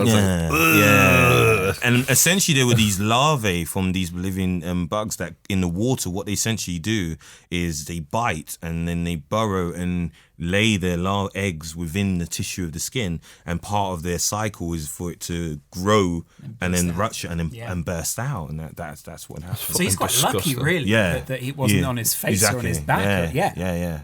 Really, the arse is a great place for him that time. It's a crisp prison for a borrower. No, it's like fleshy, isn't it? Perfect spot. Was he scarred? Like what? No. So those burrow marks were just healed. How do you make sure that you've got all of them out? Well, in the end, what happened was after we'd done that, he didn't feel the movement any, and then he went on to tropical disease ward for that, and they did an MRI scan. Okay, just to check. see. Yeah. We've got a question, not for your surgeries, but just surgeries in general, I think. How often do tit surgeries go wrong? Statistically, rare. You know, and probably statistics vary from place where you're getting it. And that's, again, how do you define wrong? You know, there's many things, you know, that can happen as a form of surgery. Infection, bleeding, you know, reaction to implant, asymmetry, you know, delayed reaction. So people form fibrous capsules or contracture. That's why sometimes you see it quite tight around here. So there's many different things that can happen, but they relatively are low. And a number of these statistics are like, you know, 1 in 100,000. They're very low. And so, but what the thing is, what tends to happen is a lot of people focus on those, and that's what makes the press. When you forget this is a £1 billion pound industry, many people get this every day with no problems. It's just the ones that do, we tend to kind of sensationalize and talk about. And also you wouldn't know most of the time. I mean, most people, they just have maybe normal breasts after that. Most people don't go for the massive. Do they feel real? Nah, it depends. It depends. So breast augmentation can happen in different ways. And you can have different implants. So you can have implants that are under the muscle, in the tissue, combination of both. Breast enlargement where we've just taken fat to use to increase it. So it depends, and in some cases it can, in some cases it doesn't. What happens? Like, I don't know. With women when they get so say a woman has a breast implant and then they get fat, where does that fat then store itself? Do you know what I mean? Because that fat would still go to their breasts. Your fat stores yourself around your body in its subcutaneous tissue. So underneath your skin is a layer of subcutaneous fat, and generally your body distributes this and stores this evenly, but there's areas that it favors more than others. Yes, you're genetically predisposed for those. But it would just be around the implant itself, and then around your body as the natural distribution. You can't still breastfeed after you have an implant? You can. Okay. You can, because essentially if you maintain your ducts, so your mammary ducts, right? And a lot of those are the times when you have implants put, they're still intact. So a number of people. So you'll be good to breastfeed when the time comes. Yeah, perfect. No problem. It's just sort of details like that where you sort of think, right, what do you do at that point? Like, what do you? That must be because that's what they're for. Well, I mean, there's other good uses for them as well. Yeah, but their primary use is breastfeeding and attracting a mate. So if you do one with that, the other the likelihood is you'll need the other. Yeah. Someone's asked a strange question, but I'm going to modify it. Brilliant. Who's your favourite footballer? Have you? Yes. Have you seen in your time just as a regular doctor? Have you seen people die, and if so, how did that affect you? Yeah. The first person I had someone die, and I'll say die on me, was when I was in A&E. I was an A&E trainee, and I remember it well. It was this guy, he had just come back from holiday with his wife. He was in his 50s, and he just had bleeding from the bottom area. So he thought it was hemorrhoids or piles. But something wasn't quite right, we examined, couldn't feel any hemorrhoids or piles. His blood pressure was just going up and down. It didn't really quite fit. And I remember, speaking to my senior at the time, saying, I've got this chap and he's got this bleeding through his bone, but he seems well, he's smiling about it, but it's just not right. So he looked at it, blood pressure was up and down. He said, you know what, you're right. Let's move him into resus. That's a more stable area. And we'll just have a look and see, and we'll arrange a scan at that time. And I remember getting called to him saying he was complaining then of abdominal pain. And within probably a minute of that, his face became white, went cold white, started shaking. I didn't know what was going on. I was quite junior back then. I called my senior, they came in. No one was really sure. Called the surgical team at that time, down. This guy's blood pressure was plummeting. Resus team were putting fluids for this chap. And then his stomach's just expanding. It's just getting bigger and bigger. And then it turned out, that this guy had an aneurysm, which is a dilated vessel thing. And what had happened, it had ruptured. And so basically his body was feeding with blood. Yeah. And essentially the reason why his blood pressure was dipping, the reason why he had the blood from the back passage wasn't typically like your hemorrhoids or your piles, was because there was a fistula. Yeah. So there was blood coming in that side. So it was a very atypical presentation, but it was over so quickly. And I remember just this guy who was laughing and joking back from on it, and all of a sudden he was dead. And his wife was in the room? His wife was outside of the room. And we had to tell her. And I remember I cried. Did you tell her? I came with my consultant because I was quite junior at that then. So, again, you learn things. You watch people, how they break bad news, and you told her. And she was obviously distressed. And I remember coming back, trying to carry on as normal, but my hand was shaking.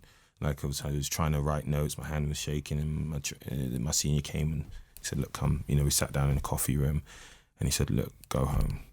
And I said, no, I'm fine. And he said, no, go home. We don't want you to make a mistake, And he said, this is not your fault. This is what happens, And I remember getting home and I remember getting really upset about it. But then, a new day comes and you have to then cut off and go on. Do you think that your senior did the right thing in the way they handled it? Big time. Helped you a lot, yeah. Because I think one took the time to notice and talk. Because we're human beings. We're not machines at the end of the day, and we're fragile. And when you're in that type of state, if you're upset or you're stressed, you don't look at things in a way that you normally would. So you can imagine when you've got the responsibility of people's lives.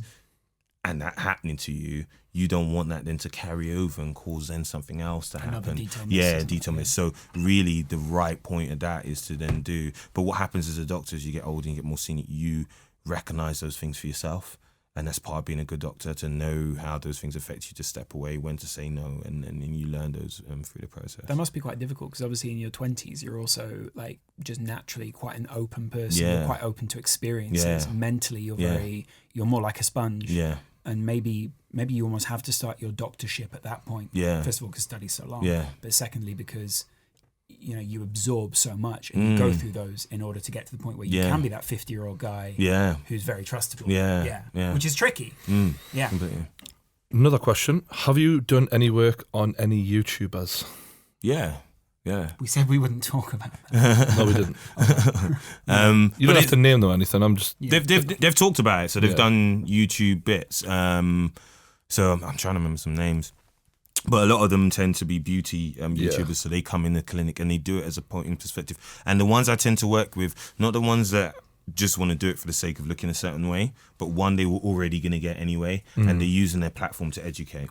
Right. Because I like that, because then through them, there's a vessel of what we talked about in education that I'm doing it down to generation. So someone's asked, can you fix Lawrence? Just in general, not facially, just in general. Yeah. You gonna give it a good go? He's beyond, or is he's beyond help. We've got that confirmed.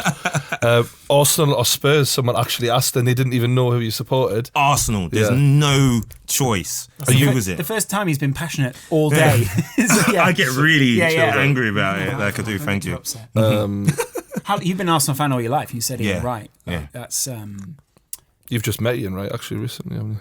I've known Ian for a lot of years now, like almost 6-7 years now. He's are you Wenger in or Wenger out? Just that was it. Deep question. You're Wenger Deep in. answer going to be the problem's not just with Wenger. The problem is with the board, manager, everything around it at the moment, you know, down to academy level. So you think just replacing Wenger won't solve everything? No, It's like a nose job when the person's having a heart problem. Yeah, it's like the system, you know, almost when we look at replacing a prime minister or a different thing now, and we think that something's going to change because there's a new head of government or thing, and it's the same people that pull the strings at the top. Yeah. I mean, that's just the Conservative Party. Yeah. Yeah. I've Good got- luck with the NHS, Theresa. You fucking moron. You really had And to you, Jeremy Cunt. Right, one final question that I like to ask Hunt. everyone Hunt. is, how would you like to be remembered? A normal guy who made something of himself. Nice one, mate. Thanks very much for coming on. It's been an absolute pleasure. Cheers, buddy. Thanks very much. That's a pleasure. Cheers. If you've enjoyed this video, don't forget to hit that like button, stay subscribed to the True Geordie YouTube channel, and you can check this fella out. What's your Twitter again, mate? It's at Dr. Tijon Esho. And you're going to be on our TV screens later this year? Back in June, July, Body Fixer Series 2 on E4. Right, make sure you check that out. And if you've enjoyed this video, hit that like button, stay subscribed to the True Geordie YouTube channel, and we'll see you later.